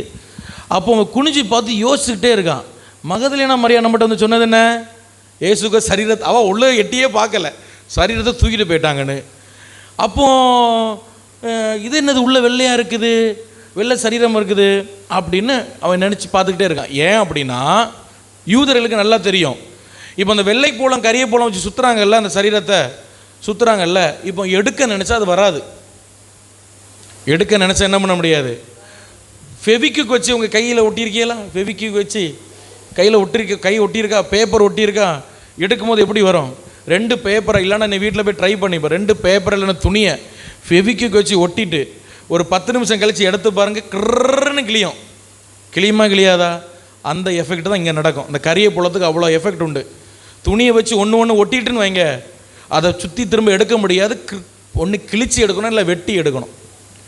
அப்போது எடுத்திருந்தால் என்ன பண்ணியிருக்கணும்? துணியோடு தூக்கிட்டு போயிருக்கணும், அப்படி தானே? துணியோடு தூக்கிட்டு போயிருக்கணும். அதான் இவன் நின்று வெளியே நின்று குனிஞ்சி அவன் பார்க்குறான். வேற ஒரு ஆள் 7ஆம் வசனம் வாசிங்க. 8ஆம் வசனம் வாசிங்க. இல்லை சாரி 7ஆம் வசனம் வாசிங்க. 7ஆம் வசனம் வாசிங்க. 6லேருந்து வாசிங்க. 6லேருந்து வாசிங்க. சீமோன் பேதுரு அவனுக்கு பின்னே வந்து அவன் என்ன பண்ணிட்டான்? இவன் வாசலையும் கல்லறைக்குள் பிரவேசித்து சீலைகள் கிடைக்கிறதையும் அவருடைய தலையில் சுற்றியிருந்த சீலை மற்ற சீலையுடன் வைத்திராமல் தனியே ஒரு இடத்தில் சுருட்டி வைத்திருக்கிறதையும் கண்டான். ஹல்லேலூயா. 8ஆம் வசனம் ஒருத்தர் வாசிங்க. வேற ஒருத்தர் வாசிங்க. ஒரு வாசிக்காத ஒரு ஆள் வாசிங்க. சரி, நானே வாசிட்டேன். முந்தி கல்லறையிடத்திற்கு வந்த மற்ற சீசனும் அப்பொழுது உள்ளே பிரவேசித்து கண்டு, இந்த வார்த்தை ரொம்ப முக்கியம், விசுவாசித்தான். ஹல்லேலூயா. இப்போ நான் ஒரு கேள்வி கேட்குறேன். இப்போ நீங்கள் தான் ஒரு பேதுரு இல்லைன்னா ஒரு யோவான் வச்சுக்கோங்களேன். நல்லா யோசிங்க. இயேசுடைய நாட்களில் நீங்கள் வாழ்கிறீங்க, இயேசுவை அடக்கம் பண்ணியாச்சு, கல்லறைக்குள்ளே நீங்கள் போகிறீங்க, சரீரம் இல்லை, துணி மட்டும் அப்படி அங்கேயுமா பிஞ்சு கீழே தொங்குது. நீங்கள் விசுவாசிப்பீங்களா இயேசு உயிரோடு எழுந்தாருன்னு? உண்மையாக யோசிங்க. அதாவது இதான் ஒரு துணின்னு வைங்க, வெள்ளை துணி, நல்லா யோசிங்க. அது யோசிக்கும் போது அதுக்கு தான் சொல்கிறது. ஒன்றுமே யோசிக்கல, முடியுதுன்னா எதனால இவர் சொல்லுவாருன்னு. துணியை வச்சு மூடி இருக்கு, சரியா? உள்ளே போய் பார்க்குறீங்க, சரீரத்தை காணோம், துணி அங்கே எங்கேயுமா பிஞ்சு தொங்குது கீழே, அங்கெங்கேயும் கிடக்கு. நீங்கள் விசுவாசிப்பீங்களா இயேசு உயிரோடு எழுந்தாருன்னு? யாரும் நானும் விசுவாசிக்க மாட்டேன். என்ன நினைப்பேன் தெரியுமா? அடுத்த வார்த்தை, அடுத்தது மைண்டில் எவனும் தூக்கிட்டு போயிட்டான். அடுத்தது நம்ம மைண்டில் வர என்னதான்? எவனும் இயேசுவை தூக்கிட்டு போயிட்டான், பாவி பயல, அவர் அடித்து கொண்டது இல்லாமல் செத்த கூட ஒழுங்கு பதுக்கி விடலையே, தூக்கிட்டு போயிட்டானோல அப்படின்னு உடனே. ஆனால் பைபிள் சொல்லுது அவன் பார்த்த உடனே விசுவாசிச்சானா. அப்போ அவன் பார்த்தது வேற ஏதோ பார்த்துருக்கான். அவன் விசுவாசிக்கிற மாதிரி அங்கே ஒன்று நடந்திருக்கு. அவன் பார்த்தது என்ன தெரியுமா? பிரைஸ் எல்லாம் துணி அங்கே எங்கேயுமா பிஞ்சு கிடக்கதான் பார்க்கல. இந்த மூடி வச்சிருக்கா சரீரம், இந்த மூடி வச்சிருக்கா சரீரம், அப்படியே அந்த சரீரம் மூடி வச்சா எப்படி இருக்குமோ, உள்ள ஒரு சரீரம் இருந்தால் எப்படி இருக்குமோ, என்ன அளவில் இருக்குமோ அதுபோலவே அது இருக்குது. கொஞ்சம் கூட அமுங்கவோ பியவோ இல்லை. உள்ளே இருந்த சரீரம் மட்டும் ஆவியாக எவாப்ரேட் ஆகி அப்படியே வெளியே வந்துடுச்சு. உள்ளே இருந்த சரீரம் மட்டும் வெளியே வந்துச்சு. அவன் உள்ளே போய் பார்க்குறான். இந்த பட்டுப்புழு பார்த்துருக்கீங்களா? குக்குன் மாதிரி ஒரு வெள்ளை கலர் கூடு கட்டும், பட்டாம்பூச்சியாக மாறிடும், அது வெளியே வந்துடும். ஆனால் கூட பாருங்கள் அப்படியே இருக்கும், உள்ள ஒரு புழு இருக்க மாதிரியே இருக்கும். அதுதான் அங்கே நடந்தது. அந்த பாடி உள்ளே இருந்து பக்கத்தில் போய் பார்த்தா உள்ள ஒரு பாடி இருக்கிற மாதிரி இருக்கும், தொட்டு பார்த்தா உள்ள ஒன்றும் இல்லை. உள்ளே இருந்த இயேசுவின் சரீரம் வெளியே வந்துடுச்சு. எல்லாம் கரம் உயர்த்தி ஆண்டவர் மகிமைப்படுத்தும். ஹல்லேலூயா. இதை பார்த்த பிறகு தான் 2 பேரும் உண்மையாகவே இவர் உயிரோடு எழுந்தார் விசுவாசிச்சான். ஹல்லேலூயா. இப்போ இன்னொரு கேள்வி வருது, ஏன் அப்போ அவர் கல்லறையிலேருந்து உடைச்சிட்டு வெளியே வந்தார்? அதே துணியிலேருந்து வெளியே வந்த மாதிரி கல்லறையில் வந்திருக்கலாம்ல. ஏன்னா சீசர்கள் எவ்வளோ விசுவாசத்தில் பலவீனம் உள்ளவரும் அவருக்கு தெரியும். அவர்கள் விசுவாசிக்கத்தக்க ரோமர்கள் போட்டிருந்த முத்திரையை உடைத்து விட்டு அந்த கல்லறையிலேருந்து அவர் வெளியே வந்தார். அவர் நினச்சா சும்மா திறக்காமலே வெளியே வந்திருக்கலாம். ஆனால் சீசர்கள் விசுவாசிக்கத்தக்க கல்லறையின் கல்லை திறக்க வைத்து அவர் வெளியே வந்தார். அப்போ இதிலிருந்து வெளியே வந்ததும் சீசர் விசுவாசிக்க, கல்லறை உடைச்சிட்டு வெளியே வந்ததும் சீசர்கள் விசுவாசிக்க.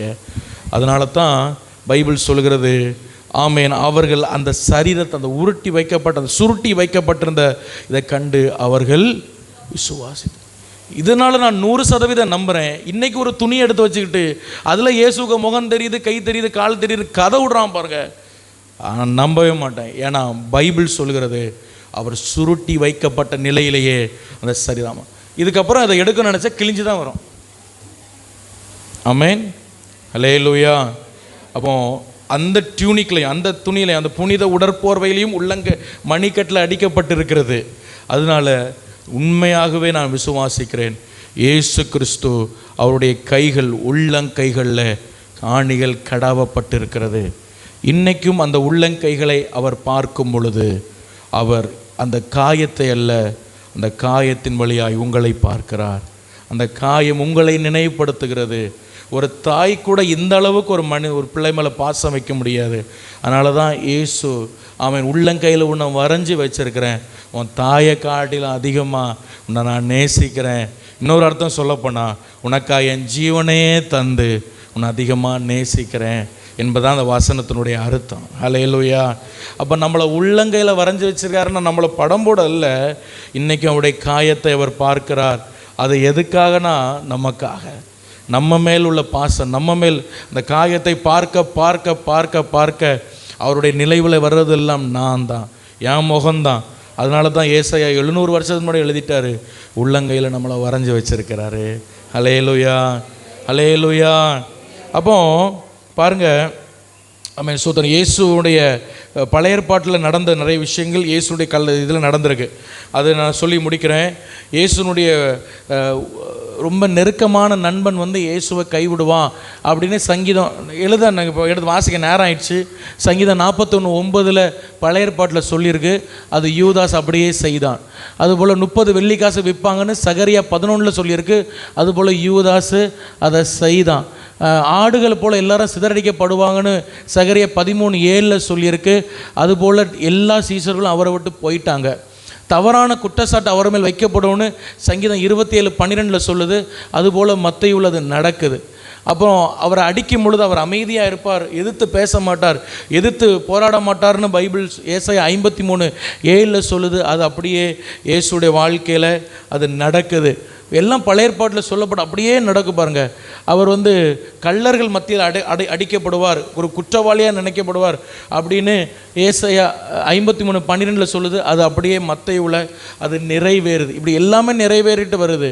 அவருடைய வஸ்திரத்தை பங்கிடுவாங்க, அவரை அடிப்பாங்க, குத்துவாங்க, எல்லாமே அந்த பழைய ஏற்பாட்டில் சொல்லுது நிறைவேறி வருது. அதுபோலவே இது எல்லாமே நிறைவேறுது. நல்லா கவனிங்க. ஒரு போர் சேவகன் இயேசுனுடைய சிரசில் முள்முடியை வச்சு அவன் அடிக்கும் பொழுது அவனுக்கு தெரியாது இது பழைய ஏற்பாடு நிறைவேறுதுன்னு. அவனுக்கு தெரியுமா? தெரியாது. அவன் ஏதோ ஒரு இதில் செஞ்சான். ஆனால் உண்மையாகவே அது பழைய ஏற்பாடுனுடைய நிறைவேறுதல். ஹல்லேலூயா. ஒருவன் இயேசுனுடைய முகத்தை காரி துப்பும் பொழுது, அவனை கள்ளர்கள் நடுவில் அடிக்கப்படும் பொழுது, ஆமென், அவரை துன்மார்க்கரோட அவர் பிரேத குழியை நியமித்தார்கள். அவர் மரிக்கும் போது ஐஸ்வர்யவானோடு இருந்தார். இது எல்லாமே அவங்க அறியாமல் செஞ்சாங்க. ஆனால் எல்லாமே ஒரு பழைய ஏற்பாட்டின் நிறைவேறுதலாக இருக்கிறது போல அவர் உள்ளங்கைகளிலே அடிக்கப்படுவது ஒரு பழைய ஏற்பாட்டின் நிறைவேறுதல் என்று தெரியாமலேயே யூதர்கள் இயேசுவை உள்ளங்கைகளில் ஆணிகளை வைத்து அடித்தார்கள். ஹல்லேலூயா. ஏன்னா அவங்க நினச்சா மணிக்கட்டில் அடிச்சிருக்கலாம், அவங்க அப்படி ஒரு சிலர் அடித்து கொண்டு இருக்காங்க. ஆனால் அவர்களுக்கே தெரியாமல் இதையெல்லாம் எப்படி அவங்க தெரியாமல் நிறைவேற்றினாங்களோ அதுபோல உள்ளங்கையில் அடித்து அவரை சிலுவையில் அடிக்கிறது பழைய ஏற்பாடு நிறைவேறுதல், அது அவங்க அறியாமலேயே அதை அவர்கள் செய்தார்கள். ஹல்லேலூயா, ஹல்லேலூயா. அருமையான தெய்வ பிள்ளைகளை, கடைசி வந்துட்டேன். எப்படி ஆரோனுடைய நெற்றியில் கர்த்தருக்கு பரிசுத்தம் என்று ஒரு முத்திரை வெட்டாக வெட்கப்பட்டிருக்கிறதோ அதுபோல் இயேசுடைய கைகளிலும் ஒரு முத்திரை வெட்டப்பட்டிருக்கிறது. இயேசுடைய கைகளிலும் உங்களை அவர் வரைந்து வைத்திருக்கிறார். அப்படின்னா சிலுவையில் உங்களுக்காக அடிக்கப்பட்ட காயம் அவருடைய கைகளில் இருக்கிறது. அது எதை குறிக்கிறது தெரியுமா?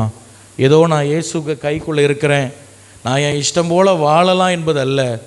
எப்படி ஆரோன் கர்த்தருக்கு பரிசுத்தமானவனோ, கர்த்தருக்கென்று அவன் வேறு பிரிக்கப்பட்டானோ, அதுபோல் நீங்களும் நானும் ஆண்டவருக்காக வேறு பிரிக்கப்பட்டவர்கள்.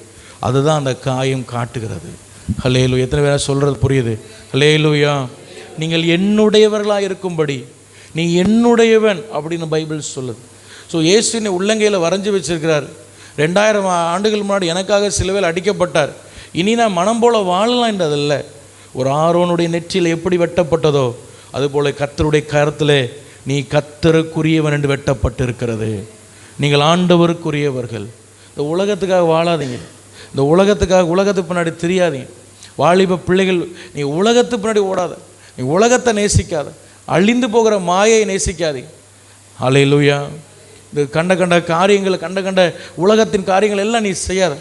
என் ஃப்ரெண்டு செய்கிறேன் அதனால் நானும் செய்கிறேன், அவன் செய்கிறான் அதனால் நானும் செய்கிறேன், அவன் அப்படி அந்த மாதிரி ஃபோன் வச்சுருக்கான், அவன் அந்த மாதிரி வச்சு நானும் வச்சுருப்பேன். அப்படி இல்லை. Price the Lord. நீ கர்த்தருக்குரியவன். உனக்காக உள்ளங்கைகள் அவர் ஆணிகள் கடாவப்பட்டு இருக்கிறது. எல்லாம் புரியுதா? ஹல்லேலூயா. அவன் அப்படி செய்கிறான், இவன் அப்படி செய்கிறான்னு ரட்சிக்கப்படாத, ஆண்டவருக்கு பயப்படாதவன் செய்கிறதெல்லாம் ரட்சிக்கப்பட்ட தெய்வ பிள்ளை செஞ்சிட்டு இருக்கக்கூடாது. ஹல்லேலூயா. அவன் உன்னுடைய வாழ்க்கையில் உன்னுடைய பரிசுத்தம் வெளிப்படணும்ப்பா. தம்பி தங்கச்சி வெளிப்படணும். அவன் வாட்ஸ்அப்பில் சினிமா பாட்டு வைப்பான், நீ உடனே சினிமா பாட்டு வைக்காத.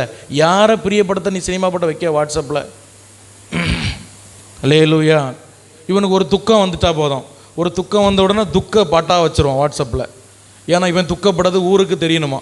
ஹோ ஹோன்னு அழுது துக்க பாட்டாக வைக்காது. கண்ணீர் வடிக்கிற மாதிரி, அழது மாதிரி, மூக்கு சீந்த மாதிரி. இன்றைக்கி உள்ள கிறிஸ்தவ சபையில் நடக்கிற காரியத்தை நான் சொல்கிறேன். ஒரு ஃபங்க்ஷன் வந்துடக்கூடாது, இது போகி வந்துடக்கூடாது, ஏதாவது தீபாவளி வந்துடக்கூடாது, ஏதாவது ஒரு தேவையில்லாத ஃபங்க்ஷன் வரும், அவன் டங்குன்னு போடுவான். இவனும் ஸ்டேட்டஸில் உடனே டங் ஹாப்பின்னு. நீ யார்? உள்ளங்கைகளில் கர்த்தர் உனக்காக காயப்பட்டு உன்னை அவருடைய உள்ளங்கையில் வச்சிருக்கிறாரு. நீ உலகத்துக்குரியவன் அல்ல, நாம் கர்த்தருக்குரியவன். இந்த அறிவு உங்களுக்கு வரட்டும். ஹல்லேலூயா. அவன் வீடு மேலே வீடு கட்டிட்டான், நான் இன்னும் இப்படி தான் இருக்கேன் அப்படின்னு நினைக்காதீங்க. கர்த்தர் உங்களை என்ன நிலையில் வச்சிருக்கிறாரோ, எந்த நிலையிலும் மனரம்யமாக சந்தோஷமாக மகிழ்ச்சியாக இருக்க கர்த்தர் உங்களுக்கு அந்த இருதயத்தை தரணும். அப்போ தான் அடுத்த கட்ட ஆசீர்வாதம் உங்களுக்கு வரும். நான் சொல்கிறேன், எத்தனை பேருக்கு புரியுது? ஹல்லேலூயா. அவன் வீடு கட்டிட்டான், அப்போ நான் கட்டலைன்னு கடைசி வரை எரிஞ்சுக்கிட்டு வயிற்றெரிச்சல் பட்டுட்டு இருக்க வேண்டியதான். என்றைக்கு நமக்குள்ள ஒரு மனரம்யம் வருதோ அன்னைக்கு தான் ஆண்டவர் நம்மளை ஆசீர்வதிக்க முடியும். கர்த்தர் எனக்கு தந்தது இதுதான். புரியுதா? ஆண்டவர் என்னை வச்ச நிலைமை இது. நன்றி ஆண்டவர். இது கூட இல்லாமல் எவ்வளோ பேர் இருக்கிறாங்க. நீ இருந்த நிலைமையில் வச்சதுக்கு நன்றின்னு சொல்லி என்னைக்கு நம்ம மனசுலேருந்து நன்றி வருதோ அன்றைக்கு தான் நம்ம அடுத்த கட்ட நிலையில் அவர் என்ன செய்வார்? நம்மளை கொண்டு போவார். அதனால தான் பைபிள் ஒரு வசனம், கடைசி வசனம் வாசித்து முடிச்சிடலாமா? 1 பேதுரு 5:6 பைபிள் சொல்லுது, அவர் உங்களை ஏற்ற காலத்தில் உங்களை உயர்த்தும்படி அவருடைய எங்கே இருங்க? அவருடைய பலத்தை. அந்த வசனத்தை வாசிங்க. 1 பேதுரு 5:6 வாசிங்க. ஆகையால் ஏற்ற காலத்தில் தேவனுடைய உயர்த்தும்படிக்கு, இன்னொரு வார்த்தையில் நான் சொல்ல போனேன்னா அவருடைய ஆணி பாய்ந்த கரங்களுக்குள் நீ அடங்கி இருங்கள். ஏனென்றால் உங்கள் உள்ளங்கையில் அவர் வரைந்து வைத்திருக்கிறார். தம்பி தங்கச்சி நல்ல கவனிங்க, பெரியவங்க கவனிங்க. உங்களை ஆண்டவர் எங்கே வச்சிருக்கிறாரு? உள்ளங்கையில் வச்சிருக்கிறார். உங்களுக்காக உள்ளங்கையில் ஆணிகள் கடாவப்பட்டிருக்கு. எதுக்கு வச்சிருக்காரு? ஏற்ற காலத்தில் உயர்த்தும்படிக்கு. ஹல்லேலூயா. எதற்கு உள்ளங்கையில் வச்சிருக்காரு? சும்மா வச்சு பொதியதுக்கல்ல, ஏற்ற காலம் ஒன்று வச்சிருக்காரு. அந்த ஏற்ற காலம் வரும் பொழுது உங்களை உயர்த்தும்படிக்கு. உங்களுக்கு எல்லாருக்கும் ஒரு ஏற்ற காலம், ஒரு டைம் ஒன்று வச்சிருக்காரு. இயேசு இந்த உலகத்துக்கு வந்ததே ஒரு டைம் மட்டும் தான் வந்தார். அதுதான் பைபிளில் நம்ம வாசிக்கிறோம். காலம் நிறைவேறின பொழுது அவர் ஸ்திரீனிடத்தில் பிறந்தாருன்னு கலாத்தியர் 4:5 வாசிக்கிறோம். காலம் நிறைவேறின பொழுது. ஆமென். அப்படி காலம் நிறைவேறின இயேசு, ஆமென் ஸ்தோத்திரம், சிலுவை மரணத்தில் போய் மரிக்க போகிறார்ல, அந்த காரியத்தை, அந்த நிறைவேறுதலை செய்கிறதற்கு அவர் ஊக்கமாக ஜெபம் பண்ணாராம் கெத்செமனே தோட்டத்தில். நல்லா கவனிங்க. நான் ஒரு பெரிய தேவகுமாரன், நான் எல்லாத்தையும் சகிச்சிரோன்னு இல்லை. அந்த பிதாவின் சித்தத்தை சிலுவை மரணத்தில் நிறைவேற்ற கெத்செமனே தோட்டத்தில் நைட்டெல்லாம் அழுது ஜெபம் பண்ணாராம். அவர் எந்த அளவுக்கு ஜெபம் பண்ணார்னா, அவருடைய வேர்வை வந்து ரத்தமாக மாறிச்சான். வேர்வை ரத்தமாக மாறிச்சான். எதுக்கு? பிதாவின் சித்தம் நிறைவேற்ற. ஹல்லேலூயா. இப்போ உங்களுக்குன்னு ஒரு ஏற்ற வேலை வச்சிருக்க, ஒரு ஏற்ற காரியம் வச்சிருக்கிறார். ஏற்ற வேலையில் அவருடைய சித்தத்தின்படி உங்கள் உயர்த்துவார். ஆனால் விஷயம் என்ன? நாம் எங்கே இருக்கணும்னா அவர் கையில் இருக்கணும். ஹல்லேலூயா. நான் எங்கே இருக்கணும்? நான் இஷ்டப்படி எல்லாம் ஊர் சுற்றுவேன். எனக்கு உலகத்தில் என்னெல்லாம் இருக்கோ எல்லாத்தையும் நான் அனுபவிப்பேன். சினிமா தேட்டருக்கு நான் போவேன், சர்ச்சுக்கும் வருவேன். எங்கே போவேன்? சினிமா தேட்டர்லாம் போய் கண்ட மனுஷனுக்கு அவன் இன்னைக்கு செத்து போவான், நாளைக்கு செத்து போவான், யாருக்கு தெரியும்? நீ அவனுக்காக உன் ட்ரெஸ்ஸை ஊறி விட்டு இப்படி கிடந்து ஆடுறிய, அவன் நாசில் சுவாசம் இல்லாத மனுஷன், அவன் ஒரு பிடிச்சாரா செத்து போவான். அவனை பார்த்துட்டு இவரு ஓ தலைவா என்ன இதெல்லாம் என்ன? கிறிஸ்துவ தேவ பிள்ளைகள், உன் ஃபோனில் நீ என்ன வச்சிருக்க? உன் ஃபோனில் என்ன வீடியோ வச்சிருக்கிற? உன் ஃபோனில் நீ என்னத்தை பார்க்குற? ஆனால் ஆண்டவரன் ஆசீர்வதிக்கலை. அப்போ ஒருவன் கர்த்தருடைய உள்ளங்கைகளில் இருந்தால்தான் கர்த்தர் அவனை உயர்த்த முடியும். நல்லா புரியணும். அப்போ உள்ளங்கைகளில் எனக்காக அடிக்கப்பட்டிருக்கிற எதுக்குன்னா, என்னை ஏற்ற வேலையில் என்னை உயர்த்துவதற்காக. ஹல்லேலூயா. அருமையான தெய்வ பிள்ளைகளே, நல்லா கவனிங்க. நம்ம அவருடைய உள்ளங்கைகள் இருக்கீங்களா? இன்றைக்கி அதுதான் செய்தி. கிறிஸ்து எனக்காக உயிரோடு எழுந்தார். நானும் உயிர்த்தெழுந்த கிறிஸ்துவை தான் ஆராதிக்கிறேன். அந்த உயிர்த்தெழுந்த கிறிஸ்துவனுடைய கையில் இன்னும் அவருடைய காயம் இருக்கிறது. அந்த காயத்தை பார்க்கும்போது இன்றைக்கி என்ன நினைவு கூறுகிறார்? எல்லாம் ஓகே தான், ஆனால் நான் எங்கே இருக்கிறேன்? நான் அவருடைய கையில் இருக்கேனா? ஏற்ற வேலையில் கர்த்தர் உங்களை உயர்த்த முடியாது. இன்றைக்கி நிறையவருடைய வாழ்க்கையில் ஏற்ற வேலை வரும், ஆனால் உயர்வு வரலை. ஏன்னா எங்கே இல்லைன்னா கையில் இல்லை, அவருடைய கையில் இல்லை. ஹல்லேலூயா. இன்றைக்கி நீ சபை யோசிக்கணும். 2 நிமிஷத்தில் நம்ம 5 நிமிஷத்தில் முடிக்க போகிறேன். நீங்கள் யோசித்து போகணும். இன்றைக்கி உயிர்த்தெழுந்தார், இயேசு உயிர்த்தெழுந்தார், ரொம்ப சந்தோஷம். நம்ம எல்லாம் நான்வெஜ்லாம் சாப்பிட்றோம், எல்லாம் சந்தோஷம். எல்லாம் சாப்பிடுங்க, சந்தோஷமாக இருங்க. ஆண்டவர் உங்களுக்கு தர்ற இதெல்லாம் நீங்கள் அனுபவிங்க, சந்தோஷமாக இருங்க. ஆனால் ஒன்றும் மறந்துடக்கூடாது, நான் அவருடைய கைக்குள்ளே இருக்கணும், அவருடைய உள்ளங்கையில் நான் இருக்கணும். அப்பொழுதுதான் அவர் என்னை உயர்த்த முடியும். இந்த உலக ஆசை வேண்டாம். ஹல்லேலூயா. இந்த உலகத்தின் ஆமென் ஸ்தோத்திரம் காரியங்கள் நமக்கு வேண்டாம். இந்த உலகத்தின் பின்னாடி வாழ்வதற்கு கர்த்தர் நம்மை அவர் அழைக்கலை. உலகத்துக்கு பின்னாடி வாழ்வதற்கோ ஓடுவதற்கோ, உலகத்துக்காக நீ ஜீவிக்கிறதுக்கோ, மண்ணாசை, இந்த பொருள் ஆசை, பண ஆசை, இதன் பின்னாடி ஓடுவதற்கு கர்த்தர் உன்னை அழைக்கலை. ஹல்லேலூயா. நான் ரொம்ப வேதனையை நான் பார்க்குறேங்க. நிறைய ஊழியர்களே ஆமென் ஸ்தோத்திரம் மண்ணாசை விட முடியல. தெரியுமா? மண்ணாசை விடலை. என்ன பண்ணுறாங்க? என்ன பண்ணுறாங்க? சண்டை போடுறாங்க. மாமனார்கிட்ட வந்து லேண்டு எழுதி தரணும், எனக்கு நீ தராட்டா நான் வேறு மாதிரி சண்டை போடுறோம், யுத்தத்து நிற்கான். அந்த இடத்த ஒரு ஊழியத்துக்கு கொடுப்போன்னா அவனுக்கு கொடுக்க மாட்டேங்க. ஆனால் செய்கிறது என்ன? பைபிளை தூக்கிட்டு பிரசங்கம், ஊருக்கு தான் உபதேசம். ஆனால் ஒரு சின்ன இடத்த ஆண்டவருக்கு ஊழியத்துக்கு கொடுக்கறதுக்கு மனசு வரலை. எனக்கு இத்தனை லட்சம் வேணும், உன் மௌனுக்கு கொடுத்தல்ல, உன் மௌளை நான் கட்டியிருக்கேன்ல, எனக்கு இத்தனை வேணும் இன்னும் நிற்க. நான் பார்த்தது சொல்கிறேன். கர்த்தர் எப்படி உயர்த்த முடியும்? உனக்கும் உலகத்தானுக்கு என்ன வித்தியாசம்? நீ வெள்ளையும் போட்டோன்னா பரலோகத்துக்கு பெறுவியா? நீ முதலால சவுட்டி ஒன்று தான் கீழே தள்ளுவார். ஹல்லேலூயா. ஊழியக்காரங்க நான் சொல்கிறேன், விசுவாசியில் இல்லை, ஊழியக்காரன். இன்னைக்கு ஆவிக்குரிய சபையில் இது நடக்குது. உலக ஆசை விட முடியல, பொருள் ஆசை விட முடியல. பீரோ நிறைய நகையை வச்சுக்கிட்டு பார்த்துக்கிட்டு உட்காந்துருக்கோம். என்னைக்கு நம்ம மனம் திரும்ப போகிறோம்? ஹல்லேலூயா. கொஞ்சம் பணம் வந்த உடனே ஆளை கையில் பிடிக்க முடியாது. சர்ச்சுக்கு வரமாட்டான், எங்கேயும் போக மாட்டான். ஐயோ எங்கே போறிய தம்பி, எங்கே போகிறா? நான் அங்கே போகிறேன் இங்கே போகிறேன். அப்புறம் கடைசியில் எங்கேயாவது பிரச்சனை வந்தோடனே கடைசியில் ஆண்டவரேன்னு இங்கே வர்றது. பணம் இருந்தால் கர்த்தரை மறந்துடுறது. என்னைக்கு ஆண்டவர் நம்மளை ஆசீர்வதிக்க முடியும்? கர்த்தர் உங்களை உயர்த்தாண்டாமா? நீங்கள் அடுத்த கட்ட வாழ்க்கையில் ஆசீர்வாதம் பெறண்டாமா? ஹல்லேலூயா. கர்த்தர் உன்னை உள்ளங்கையில் வைக்கணும். அவருடைய உள்ளங்கையில் உன்னை பொறித்து வைத்துள்ளார். ஆனால் நம்ம உள்ளங்கையில் ஒழுங்க உட்காரணும். நம்ம மனம் போல வாழக்கூடாது. இனி ஆண்டவர்கிட்ட அந்த கிருபையை கேட்கணும். ஆமென். ஏசப்பா, நான் உம்முடைய உள்ளங்கையில் இருந்து நான் உயர்த்தப்படனப்பா, உம்முடைய கைகளால் நான் உயர்த்தப்படணும் ஆண்டவரே. ஆமென். ஹல்லேலூயா.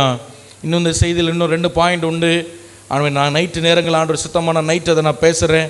ஆனால் இது ஒரு முக்கியமான ஒரு நிறைவேறுதலோடு இந்த செய்தியை நான் முடிக்கிறேன். இன்னும் கர்த்தருடைய உள்ளங்கையில் இருக்கணும்னா நம்ம செய்ய வேண்டிய 2 காரியம் உண்டு. நைட்டு நான் பேசுகிறேன். ஆமென். நம்முடைய உள்ளங்கைகளில் அவர் வரைஞ்சி வச்சிருக்கிறார். இயேசு உயிர்த்தெழுந்தார்.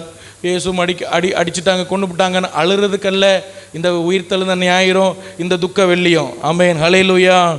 ஒரே ஒரு வாழ்க்கை, அது இயேசுவுக்காக. ஒரு வாழ்க்கை அது இயேசுவுக்காக வாழ. ஆமென். அது கர்த்தர் உங்களுக்காக தம்முடைய உள்ளங்கையில் ஆணிகள் கடவப்பட்டதுங்க. நீங்கள் அவருக்காய் வாழ்வீர்களா? அவர்களாக இருப்பீங்களா? கர்த்தர் உங்களை ஆசீர்வதிப்பாராக. எல்லாரும் முழங்கால் பண்ணிடுவோம், ஜெபம் பண்ணுவோம்.